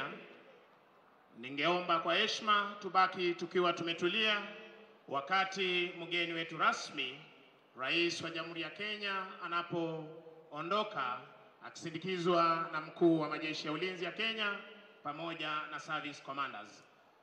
Ningependa kuwashukuru waliofanikisha makala haya, kamati andalizi ya sherehe ya siku ya leo, kiongozwa na mkuu wa majeshi ya ulinzi ya Kenya, Generali Robert Kibochi, service commanders, mkuu wa jeshi letu la wanaanga, base commander Laikipia Airbus, Brigadier Ben Waliaula, Major Rasmus Otwane ambaye aliweza kupeana ushauri mahali hapa, Warden 2 Edward Mburu, Ranger Eric Mwandawiro, wenzangu Meja Hinga, Senior Sergeant Ann Kiarie, Koplo Jabiri Banzi. Jina langu ni Misango Mbaye, nikiweza kuwarejesha moja kwa moja hadi kwa bendi yetu ya Yellow Wagoners waweze kuendelea kututumbuiza, na inshallah tutakuwa tena na tamasha kama hizi tarehe mosi mwezi wa Juni katika uga huu. Tuendelee kupata burudani kutoka kwa bendi zetu za Yellow Wagoners, na ninaomba wananchi tutulie hadi mgeni wetu rasmi anapoondoka. Thank you.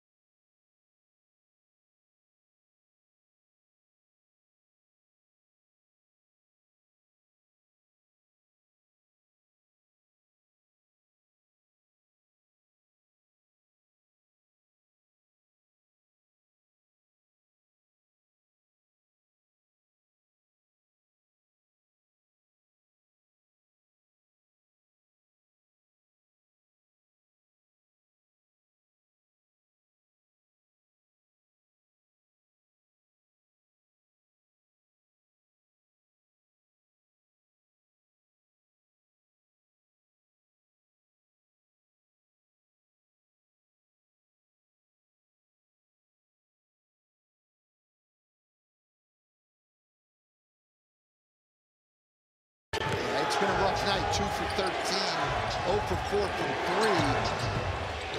Doncic into Looney. Intercepted the passes. Thompson corralled by Wiggins. Points off turnovers. 12-1 Golden State. Thompson, red hot. Bullock is on him. Green, Brunson will pick him up. Wiggins against Powell. Crowbars his way into the lane for 2. And every Warrior touched the basketball.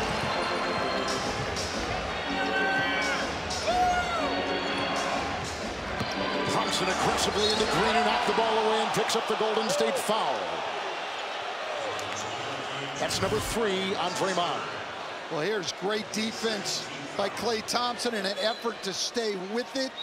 And it ends up at the other end with Andrew Wiggins. Tough drive. Gets the ball in the basket. The Warriors tonight, 22 assists on 26 made baskets. And just 4 turnovers. Brunson at the line. The NBA fans' favorites gives fans the opportunity to vote for the best on and off the court moments from the 2021-22 season. Learn more and vote at NBA.com/fan favorites. Well, Kevin, you were talking about Golden State tonight only having 4 turnovers. That's an area where they have really improved over the course of this series. Lead, but only 4 in the second half of Game 3, only 9 total in Game 4, and only 4 tonight. If the Warriors don't turn it over, they are a very difficult team to stop. Curry off of Finney-Smith. Shot clock at 8. Little more than 3 minutes gone here in the 3rd quarter. In closeout games, these playoffs, Golden State 2 and 3 in closeout games.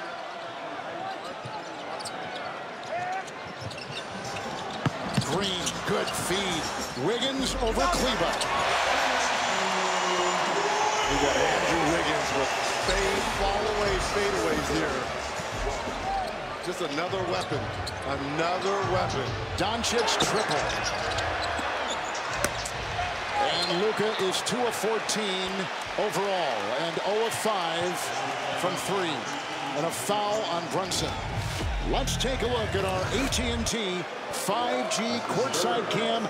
The brilliant, beautiful moving of Golden State's offense. Everybody in motion. That was a beautiful fadeaway jump shot there, Rich. Curry, 3. It's a Finney-Smith rebound. Brunson on the move.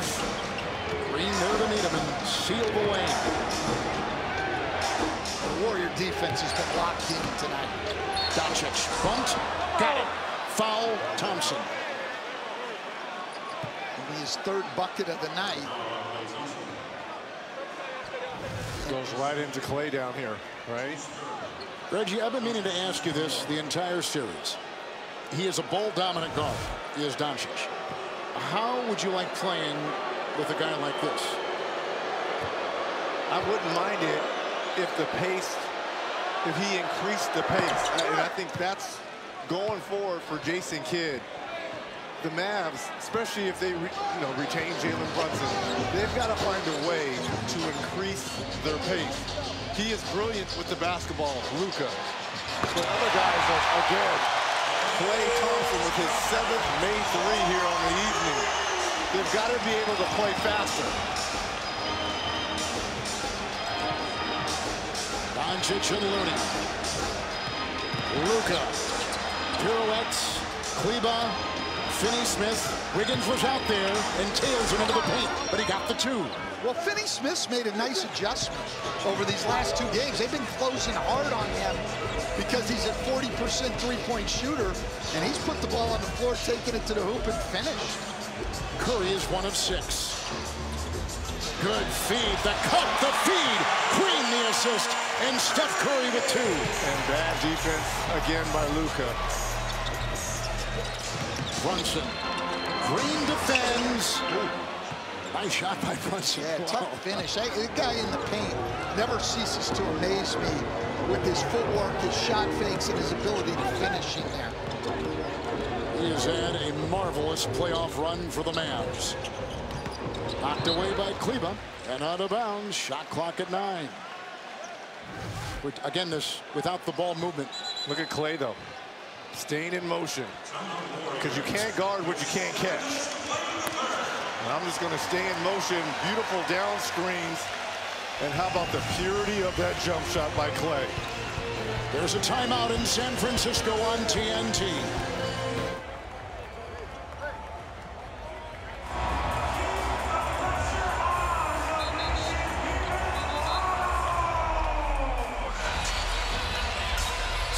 Francisco all dressed up and ready to go. Let's take a look at the Google Pixel upcoming games tomorrow on ESPN. Mike Breen and company, Heat and Celtics. Game 6, the Hall of Fame play-by-play man, Breen with Van Gundy and Jackson. That's tomorrow, 8:30 Eastern on ESPN. Saturday, if necessary, Game 6 of this series, Warriors-Mavs, back in Dallas. It's Doncic who gets it inside. Klay Thompson has put in 7 threes. His season high was 9. Playoff career high 11. He has been on fire. Brunson into Curry. Save by Doncic. Tapped by Kleba. And off of the Mavs. Great effort there by Doncic, by Brunson before him, and by Kleba at the end. They just couldn't come up with it.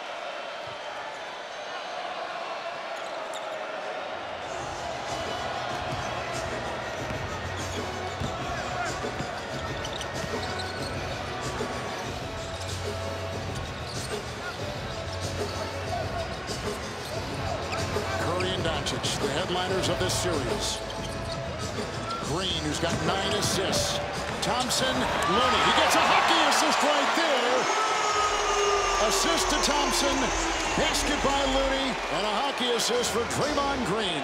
And that's their 26th assist on 30 buckets, wow. Reggie. It's contagious. Everybody now wants to pass the ball to the next guy. Everybody moves, everybody feeds. Brunson in the paint. And he goes barging in there, but missed the shot. Curry the other way. A bump into Finney Smith with a Dallas foul. This is what I loved about them and why they've been so successful over the past decade. Everyone moves the basketball and is in constant motion. And Kevon Looney, again, since Game 6 back in Memphis, has been phenomenal. Poole is in for Green, and Curry on the doorstep with a floater. Yeah, and that was just very poor defense. Again, just letting him go, staying there and reaching from behind rather than moving his feet. Luka 3.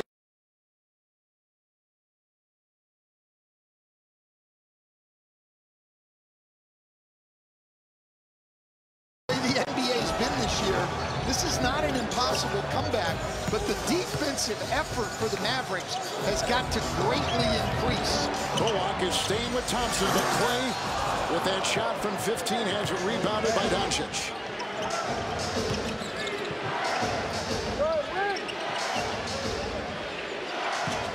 Finney Smith, a 3 with a screen by Luka. Now get a couple more stops, Reg, and stop and score, but you've got to do both here. You've got to put a string of stops together. It's Curry, defended by Kleba, and over Kleba. He's hit 2 in a row. And now he's in double figures with 11.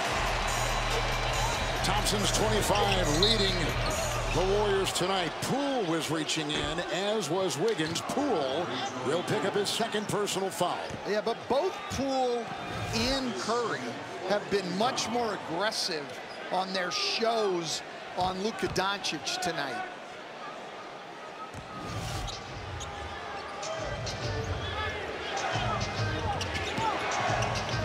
Wiggins and Doncic.